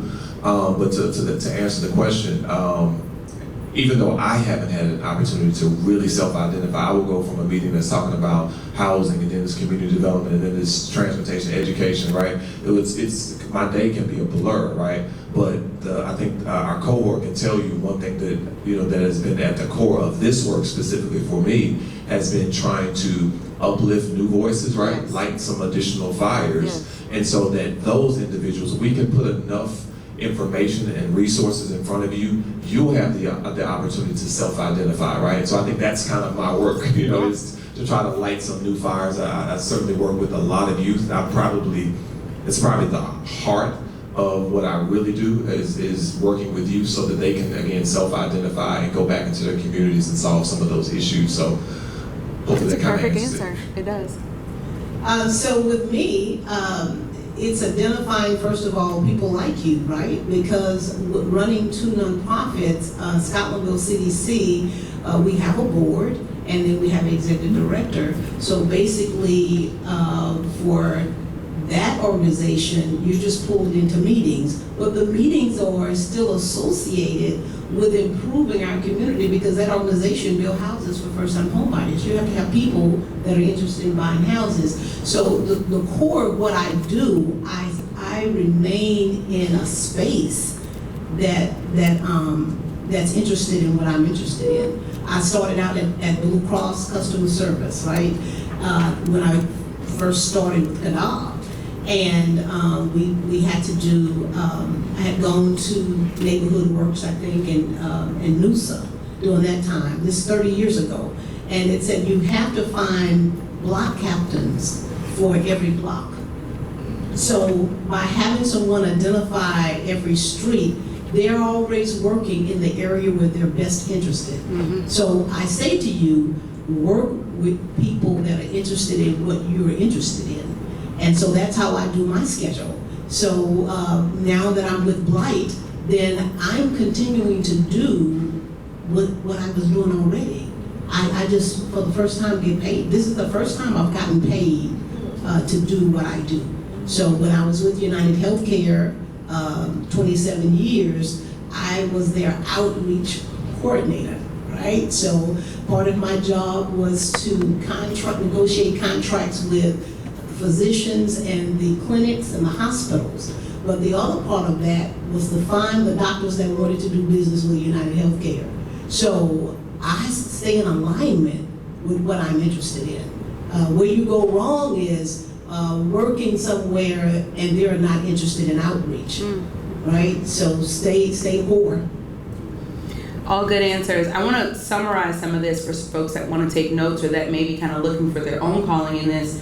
What I think I heard most of them say, honestly, is one, your passion will find you. If you did not know, your passion will find you. And then number two, something that I think Alfredo said as well is sometimes it's always been rooted and you kind of got disconnected as you did life. So being still and opening and connecting, it finds your way back. And then tapping on what Ms. Pat said as well is when you find that passion, you also have to find your tribe. And you hear that in a lot of places in life. Finding your tribe, though, doesn't mean the people that are always fun to work with. Your tribe are the people that are working towards the same goal. And I have to tell you, I love what you said, Gino, because I was thinking that myself. And while some people think that Gino and I aren't on the same tribe, because most of the time you'll see us arguing, we really hone in and we keep each other accountable. And we are the same tribe. So just remember that too. So great things. Ms. Angela, sorry, go ahead. Go ahead. There's another key point in this. Sometimes you have to look at both the long game, the big picture, and the big picture, and as well as what you're seeing now. My issue with Blight, because I'm in an HOA, I joined the Federation, and I found out a lot, and they were helpful in addressing neighborhood issues. But there are some issues we couldn't, so I agreed to chair the Blight Committee so that we could hone in. As a result of some of those things, I've been partnered with Alfredo with the Healthy Housing Alliance. Love it. Because that will solve things. So sometimes the path you have to stay on, what's your goal, your long objective. Understand there's several steps and several groups that you need to work with to get you there. And but keep that in mind. And when you look at how you're prioritizing, a calendar, a schedule, understand, try and keep on top of your deadline dates so that you're effective where you need to be. And show up, read the work, be prepared for the meetings so that you can make a quick impact and move on. I love it. Don't put the mic down, Ms. Angela, because I was coming to you next. Perfect. So when we start to talk about collective impact, long game, your passion, a lot of times we're rooted and we have our path and we know our way and we're going to do it. And then comes this thing called collaboration. So you spoke about working with the Federation. There are neighborhoods of all walks of life, all income levels, races. With that being said, how do you channel your passion but also be a steward of collaboration? And if you can start that, and anybody else is welcome to answer. Well, first of all, particularly working with the Federation, you've got neighborhoods who have different perspectives and different priorities. And so what you're looking for is the common thread. And you hear that in politics and but there is a common issue. And a lot of times in Sherwood Forest, they were concerned about business blight. And I think you saw a picture in one of the presentations of a business sign that is ratty and old, and no one ever really noticed it. But because that was their thread and their concern, they were willing to buy into this. Another neighborhood may just say, we're just sick of the trash, or look at the businesses, or look at what's going on around you. So you have to try to understand everyone's perspective and try to harness that to get the momentum going. And there are some things that are more difficult and some things that are easier, but you have to be persistent to then get where you're going to go. To get where you're going. Mm-hmm. Anyone else? So one thing I'll say about collaboration and channeling your passion is that you have to know the person you're trying to collaborate with or the entity you're trying to collaborate with. So before you even propose a collaboration, like, you have to do your homework. You have to understand that person's motivations. Is this an issue important to that person? Like, how does, what's the angle for that pitch to collaborate with them? I know that sometimes your passion can be blinding and can be also obstructive to creating collaborations because that person may see things very differently. But it's understanding that we need that other perspective. We need to see things from a 360-degree angle to really understand things fully before we try to change them. And collaborating with those that may not be in complete alignment or in complete agreement with us is important so that we have that 360-degree understanding of things. And then also that when you have passion and you want to collaborate, you don't have to start with everyone. Sometimes starting with just one person and then two of you find two other people, and then eventually everybody wants to jump on the bandwagon, right? Because everybody is doing this thing. But you could just start with one person, and sometimes we don't step out there and collaborate with others because we think we have to bring in the whole group, when it's only one other person that we need to then get this momentum going. Good answer. Go ahead. I just wanted to take collaboration to another level. I call it relationship building. So if you build relationships with different groups, then collaboration will come. Because it's about the story, right? You know my story, right? So you understand that I will be at the table with you, but if it's not concerning what I'm concerned about, you know that I'm going to be from a distance, so you won't have to say, oh, well, we had this, but this back didn't come to that, right? Because you know I'm probably somewhere where my passion is. But then when you are building those relationships, you know then who to tap into that's going to be always right there with you, because that's the same mission that they have. So in collaborating all the different neighborhoods that I collaborate with, each neighborhood has their own, they will have their own passion. And so I pull some in for this, and then I pull some in for something else, and I know because of the relationship that I built with them, who's going to be interested in what, right? So it's relationship building. The collaboration will come, right? Just take time and do a 30-minute meeting with someone and tell your story, and then listen to their story. That would be my recommendation. Absolutely, and I'll add something to that as well. I mentioned to you all that the government space is not where I started, but one thing about it, and I think Marley and I both share this, is that when you come from the community, business stakeholder, entrepreneurial space, where you've been working and building relationships with people for a long time, but then you enter the government space and you think that that relationship is the same. And you think that people are talking to you, but it's a little bit different when you're talking to an institution. I'm not representing Courtney oftentimes. I'm representing the mayor's office. So I have to listen to your need and build that opportunity versus saying, hey, this is what you should do, or I'm telling you what you should do. You have to take the opportunity to learn those relationships. So even when you have them, also be wise enough to know when you need to re-engage those relationships. Or in a city like Baton Rouge, where many people wear different hats, that the relationship may change depending upon the cause, the room, the issue, the challenge that's at hand. So that's very, very key. Thank you all for all of that. Shifting to one more question that's in the same space with relationship building. Let's talk about stakeholders now. You have institutional stakeholders like government systems, universities, our large capacity nonprofits that are really nonprofit institutions. And then you have little old individual community that has a voice, that has power.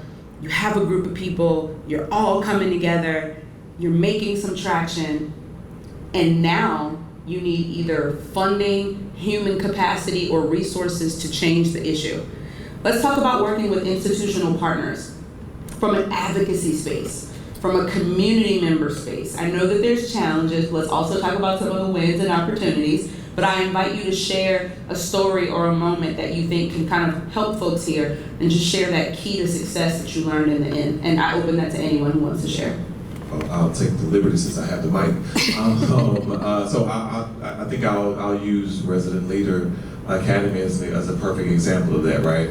Outside of my capacity as a individual or citizen who was, organizing and, agitating and also trying to uplift our community, I then went inside government at the time, right? I was Director of Community Engagement for Baton Rouge at the time, and day one on the ground, I went to our Director of Grants. I'm like, where's the money, right? Because I knew that this entity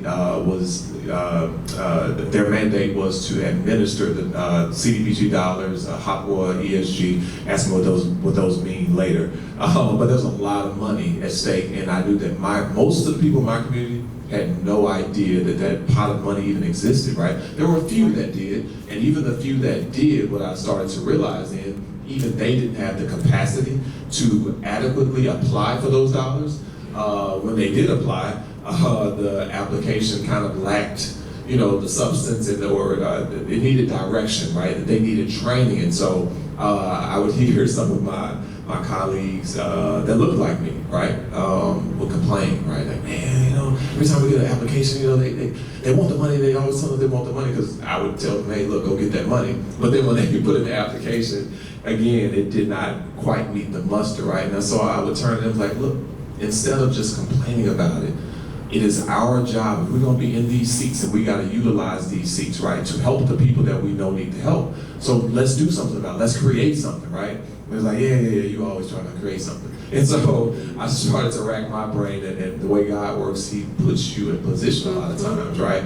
And so I walked into a meeting about something completely different. Courtney and Marley Pittman were sitting there, and we were just catching up, what you working on? I was talking about this program that I hope to create, and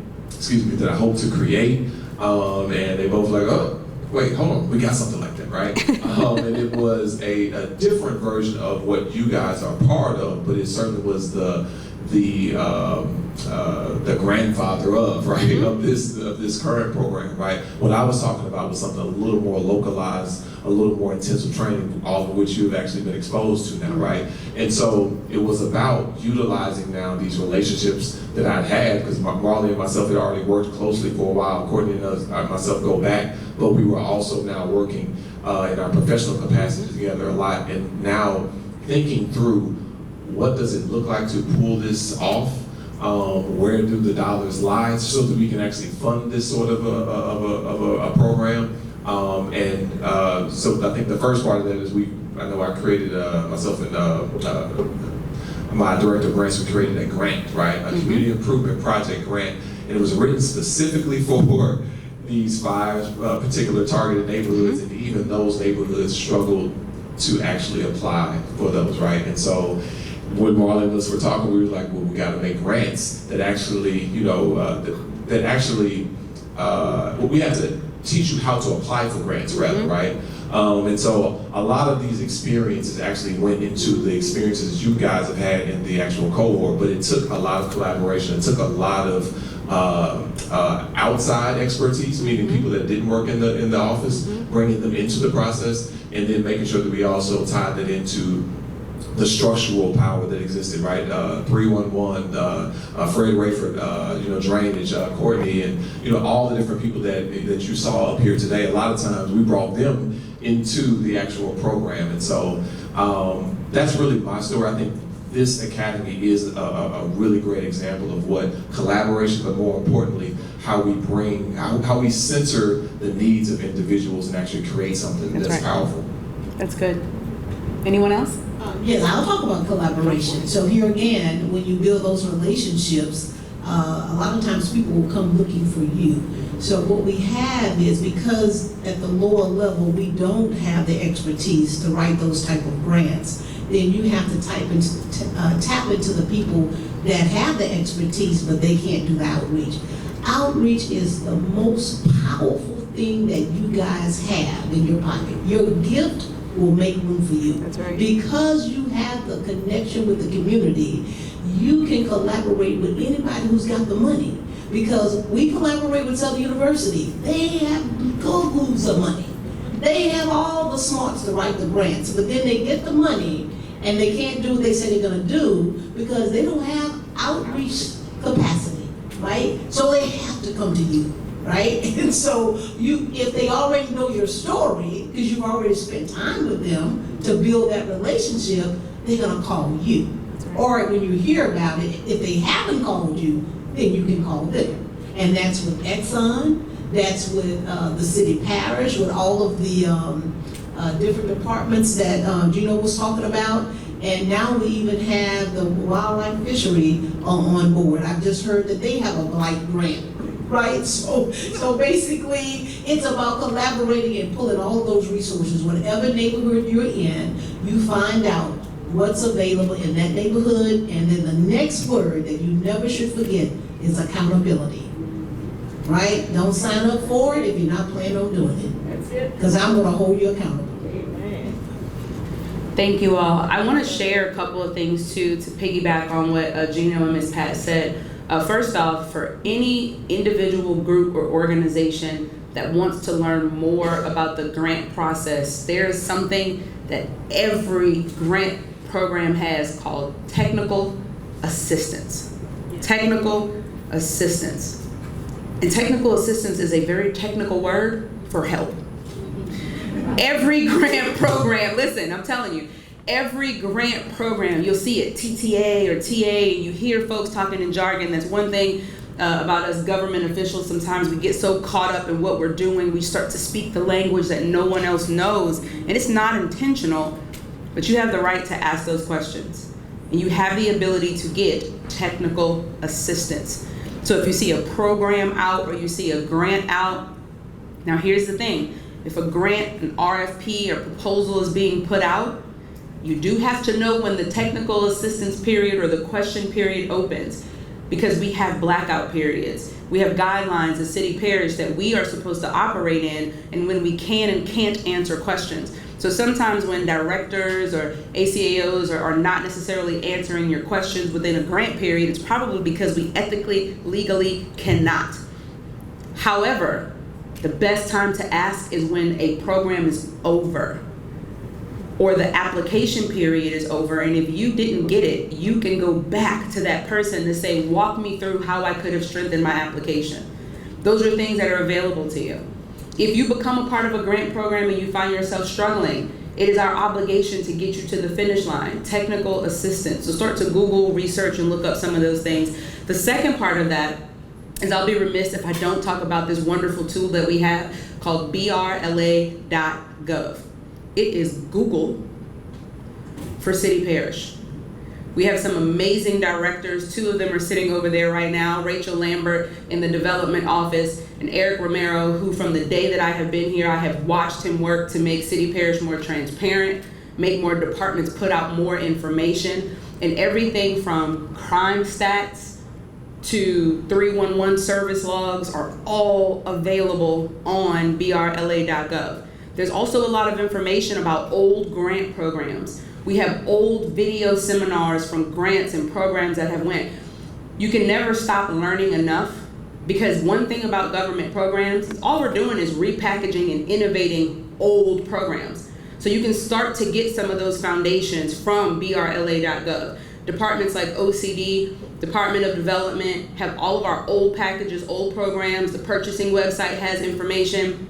And if you ever want to find out what City-Parish is doing, there's also this great thing that we've won many awards for called Open Data that has all of the data about City-Parish. The resources are there, you just have to go after them, and we continue to make them available. So I wanted to make sure that I shared those things because our website is getting more and more intuitive year over year. So I wanted to give kudos to my counterparts that are here that are doing great jobs in those spaces. So I have my last question for the group, and then I do want to open it up for 1 or 2 questions in here, Marley, if I had the time to be able to do so. A little bit, just a little bit. Okay, the shorter y'all talk, the more we can give them more talk time. So now that you have the coalitions, now that we've built some relationships, 2 or 3 steps to get something off the ground. If you have an idea, and you know, there's folks in the room that I've seen in some of these programs that have applied for things and it just feels like you're not getting anywhere. How did you get to the step of connecting, moving, progress? 1 to 2 steps in those spaces that you have for folks, and then we'll open it up for questions. I would first say, identify who cares. That's good. Because that's one step to start to see who would be your supporter. Identify whose responsibility this focus, this issue falls under. So then you can start to understand what is going well now, what's not going well now, what are they doing. So you come to the situation better understanding what's currently happening and can marry that against what you wish would happen. So now you've got people who care, people who are responsible, and you've got the change you're trying to implement. And that makes it easier for you to understand how to begin to, one at a time, several people at a time, and then let it expand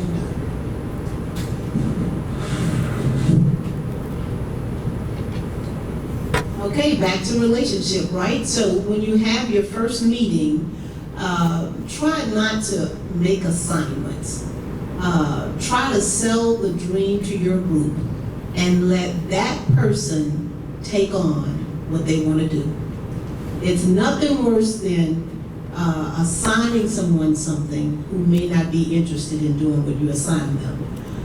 But the word of accountability means if I ask Miss Edna and I asked Mr. Larry, and we're all in the same meeting together, and you said, I will take care of that, then you write down that person's name and what they agreed to take care of, and then you hold them accountable.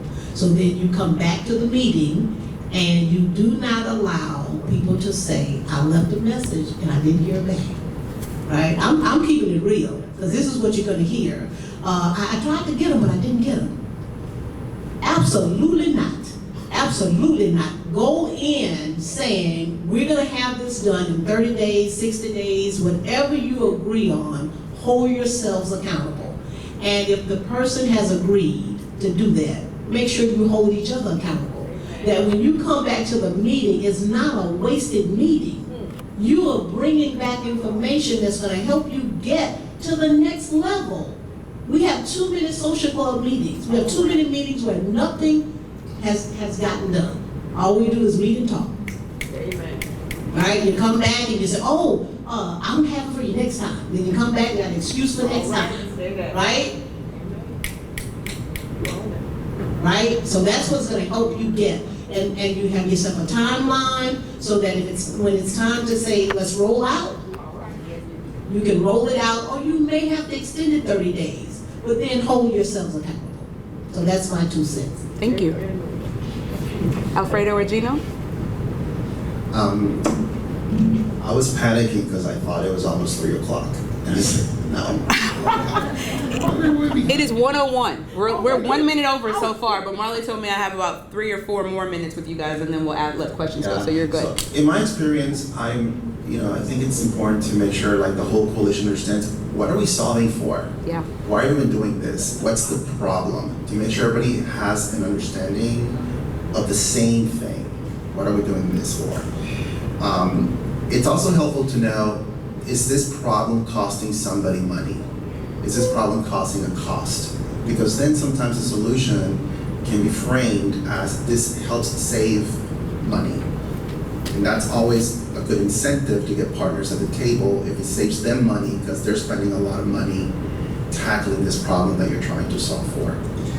And then the three things I make sure to do is make sure you're always building leadership. Sometimes it's important to step back and let others lead some of the activities and take responsibility. It also helps you not burn out. Make sure you're always learning something. So if you don't have experts in your group, bring them in. Bring somebody that can teach the group something. So you're always elevating your level of expertise. And then the last thing, make sure you're having fun. This work is really hard, folks. So make sure you're building some fun activity to do together and build relationship. I feel like that pregnant pauses for me. So I try to always ask the who, what, when, where, why, sometimes the how.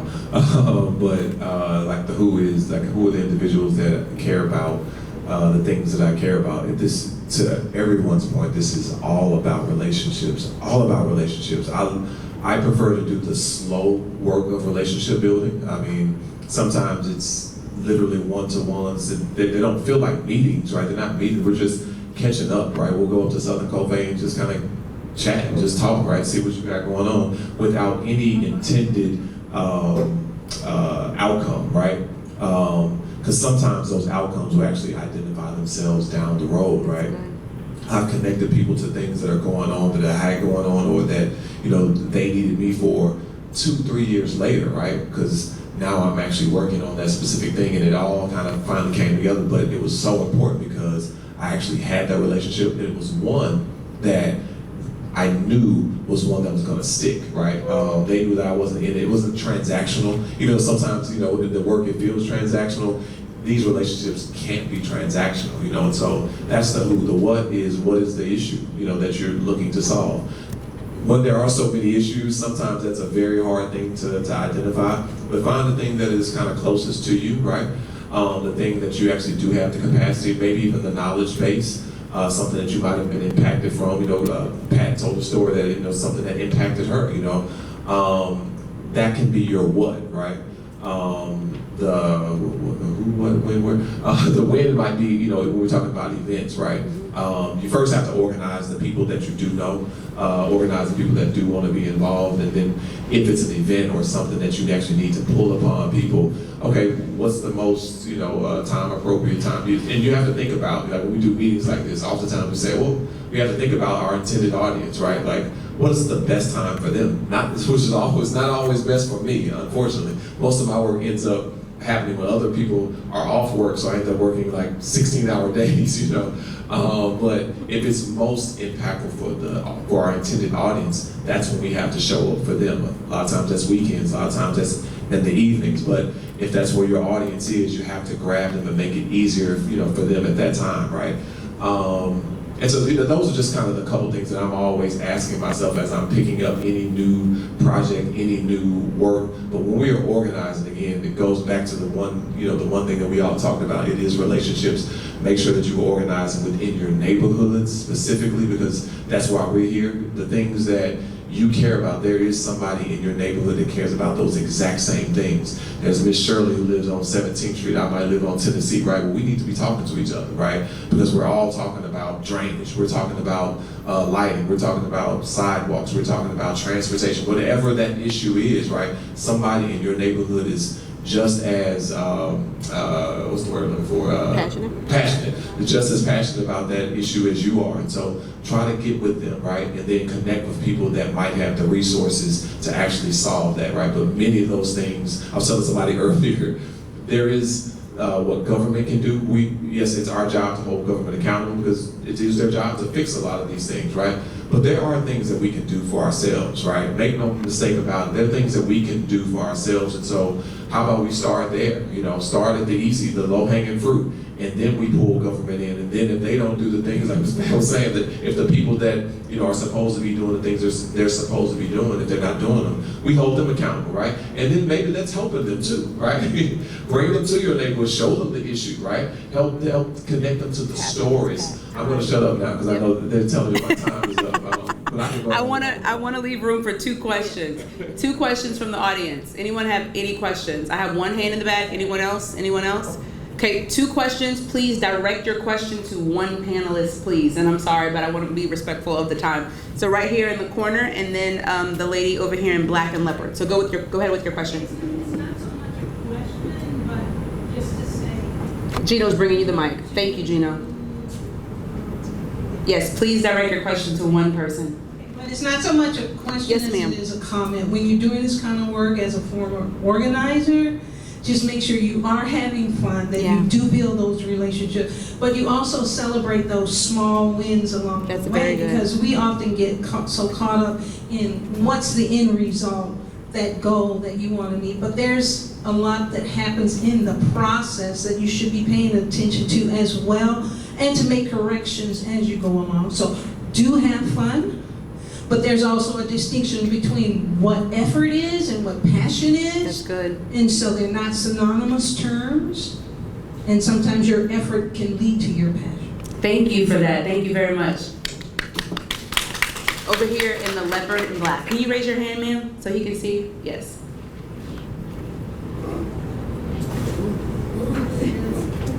My question is regarding the various groups that is present here and stayed the whole time. So I definitely see that we are committed to make a change and see that a change is coming. But the time frame that I'm listening, 10 years or more, for us to see productive changes, to me is too long. It's too long. My friend and I, we've been in the struggle since 1990. And they had a master planning that they called a 20-year plan. And I'm saying, darn, I'm this old, so it's 20 years before that we can even see anything happening. And what about the generations? Now we see what has happened over the 20-some years. So we need to keep that in mind, that crime does not wait and time does not wait. So why are we setting goals that are so far in the future and our children are littering the streets with their blood? The other thing is that I'm kind of offended unless the various board members, the council board members. I saw one of them was here earlier, and I saw another one there's another one that's here. I saw that. I must say that. Last we had. Yes, I understand, and I'm gonna let you finish. Go ahead. And so I'm just saying that something that is important, something that our kids burning up energy in a negative way within the school system, putting it mildly, okay. All of our hearts should be bleeding. Okay, it may not be my child, it may not be your children's school, but anytime you see children acting out, it's a root. Okay, and they are crying out for grown-ups to take charge and take lead. So I would have loved to hear how we could have had a subsequent meeting, you know, to address the various issues that was spoken of today. Yes, ma'am. And to see how we can work as a unit, not as individual groups, because there's a lot of people out there forming groups. Well, are you there just to be registered that you form a group, or are we coming together and not subdividing, then re-subdividing our community and our children? So I'm going to take a point of privilege to answer that, if you all don't mind, and if you want to add something. Additionally, I'd love for us to talk outside of this, because my answer is going to be way too long for this timeline, and it is some of the solutions that you're talking about. I will tell you that on behalf of the 2 council members that are back there, and I can't speak on behalf of them, but they tell me these things all the time, okay? They say that's too long. And I'm not even saying 10 years oftentimes when I'm talking to them. There's a lady sitting in front of you, Miss Valerie. Miss Valerie is over Brighten Up Baton Rouge, which is litter. And she was brought in because 4 or 5 years is too long, right? And so I'm gonna sound like I'm giving you a political answer, but I need you to hear my heart on this, because I'm listening to you and I talk to people all the time. But what I'm saying to you is truth and fact, and you can go to brla.gov to look it up, and I'll share with you. Number 1, a crime meeting happens every single month right here in this space on the 3rd Wednesday of every month. and it is community-led public safety. Safe, hopeful, healthy Baton Rouge. Some of the shirts you see folks wearing say safe, hopeful neighborhoods because their target is to amplify their specific neighborhoods. The posters that you see on the back are community members that have put solutions in place. And it is Marley's job, my job, Rachel's job, Eric's job, everyone in here to start to put those solutions in place. I hear you, and I think we all feel the same way. And when you said that, it reminded me of something that the mayor always tells us when we have meetings or when we do work. And she says, I love all these plans. They sound great, they look great, but what are you gonna do to fix that person's problem today? Along with the long term. So we have to do both. We are a government system, and yes, we are slow, so we have to plan long term because we can't do it tomorrow. Oftentimes the money is federal and it takes 4, 5, 6 years to even get the environmental studies done. That's not an excuse, I just want you to know the facts. But yes, there are some solutions that can take place quickly. And we recognize that our young people are choosing to take their own lives. And that's from series and series of disinvestment. So we're trying to make sure that we're putting more money on the ground to do that now. Later on today, there's an event called Heal the Block, where community members that have been working together for the last 12 weeks are coming together to make change. We have canvassers, thank you to Gino and Power Coalition, that knocked on 75,000 doors over 12 weeks. 75,000. And when he said that number, I said, Gino, I don't believe you. And they sent me this thing and they said, here's the data. And of that 75,000 doors, they talked to 33,000 people. And they turned that list back over to us for housing needs, education needs, job needs. People are making bad decisions day by day. So it's our job to try to put the resources on the ground to help them do that. And there's a council member back there as well, Councilman Hurst, that I know is happy to hear you say it takes too long, because every day he calls me and says, that's a great plan, Courtney, but it takes too long. Go ahead, sir. That's yes. a great segue, because y'all have to go. And respectfully, the same way Rowdy just came from his kids' event, because as much as we elected to care about our community, it talks about taking care of your home first. Right. And my daughter has a game at 11:30, and I'm going to be that dad on the sideline, making sure I'm there for her the same way I'm there for you guys. So I have some amazing members that are here today. Took a picture with a bunch of them. But what I will say for District 5, we are actively engaged. I bother Courtney weekly. I bother Rachel daily. Fred that left here, I bother him probably daily. And Miss Pat at least weekly. So we are actively engaged, hearing what you say, in a position to respond, to make sure that our communities, because it's not just about the ones that I serve, have the resources that they need to make Baton Rouge the greatest place to live, work, and play. We just housed our community meeting for 70805. We had one for 70814. Participation in both of those events was about 60 people. And believe it or not, 60 sounds very small for 38,000 people that we govern, but those are big community meetings because a lot of times people don't show. So we had as many people in ours as they have in this room. So it looked like this in terms of people giving feedback. We take that feedback and we turn it into action items to make sure that you get what you put us in office to do. But if you are not there and you don't have a voice, different than today, then what can you do? I think one of the biggest challenges in government in general is a mechanism for communication. We try to build as much data as we can. She talks about data. Data matters in terms of what you need, how it affects you, but also collecting your name, phone number, email, and address, that's important as well. And I'll tell you challenges. Everything boils down to tax dollars. Nobody wants to pay more money. But just one mailer to my district costs about $7,000. One mailer. So if every time I want to tell you something, I want to send it to your mailbox, the government will run out of money if every council person did that. If I wanted to send you a text message, so I'll give you an example. When we campaign, text message is probably the highest thing to do now to get it across. It's about $2,300 to send text messages, and that's targeted people. It's about $4,000 for the registered people, but if I did it for my entire district, it's more than that. So none of this stuff is cheap. Everything costs. So now if you have what we're doing to change that, and I'm gonna stop here, that's my last statement. is we are organizing our communities, and I encourage you to do the same. If you're gonna complain, you gotta be a part of the solution too. So every area in my neighborhood, in my district, or maybe 2 or 3 small little areas, will be a part of a crime prevention district. So, unless they already have one. So we have Forsyth in the front, they already won. We have Glen Oaks Area Crime Prevention, which is these 2 folks back here. We had 7805 Alive, which is the Delmont Area Neighborhood Association. We have Brookstown, Monticello, and Park Forest already have one.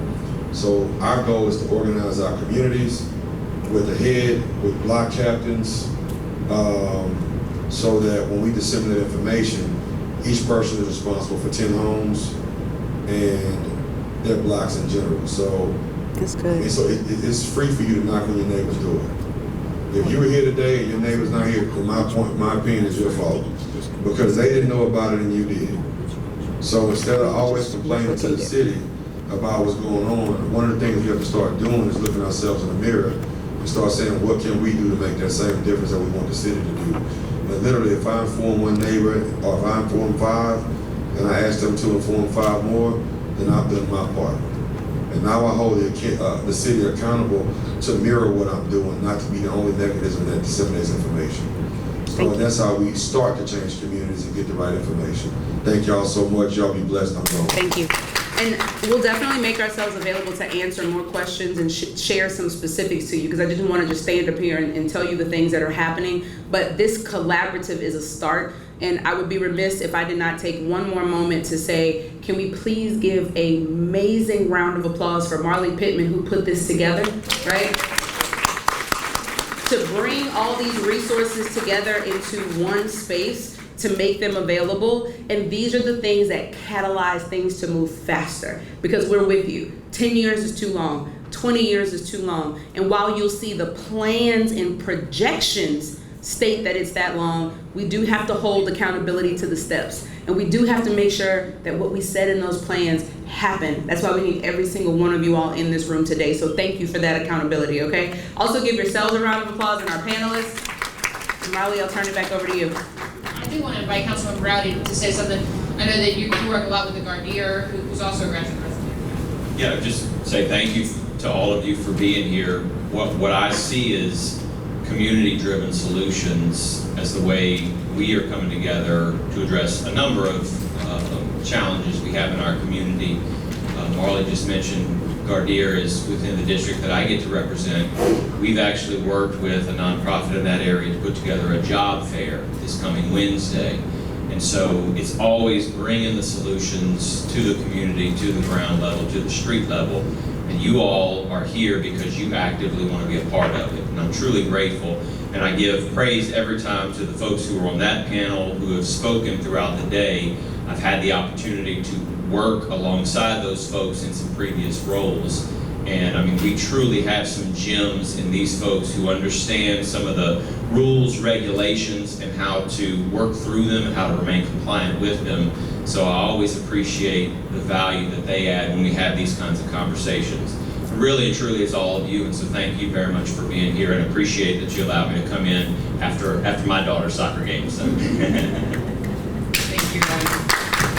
But with those kind of final remarks from some of the leaders in our city, I just want to thank you so much for your time. I want to say that I'll be here afterwards if you have questions for me. Otherwise, we'll have all of your emails if you signed up, and we look forward to keeping you plugged into this work, helping you to keep us accountable, and we look forward to leaning on you for making a difference in our city.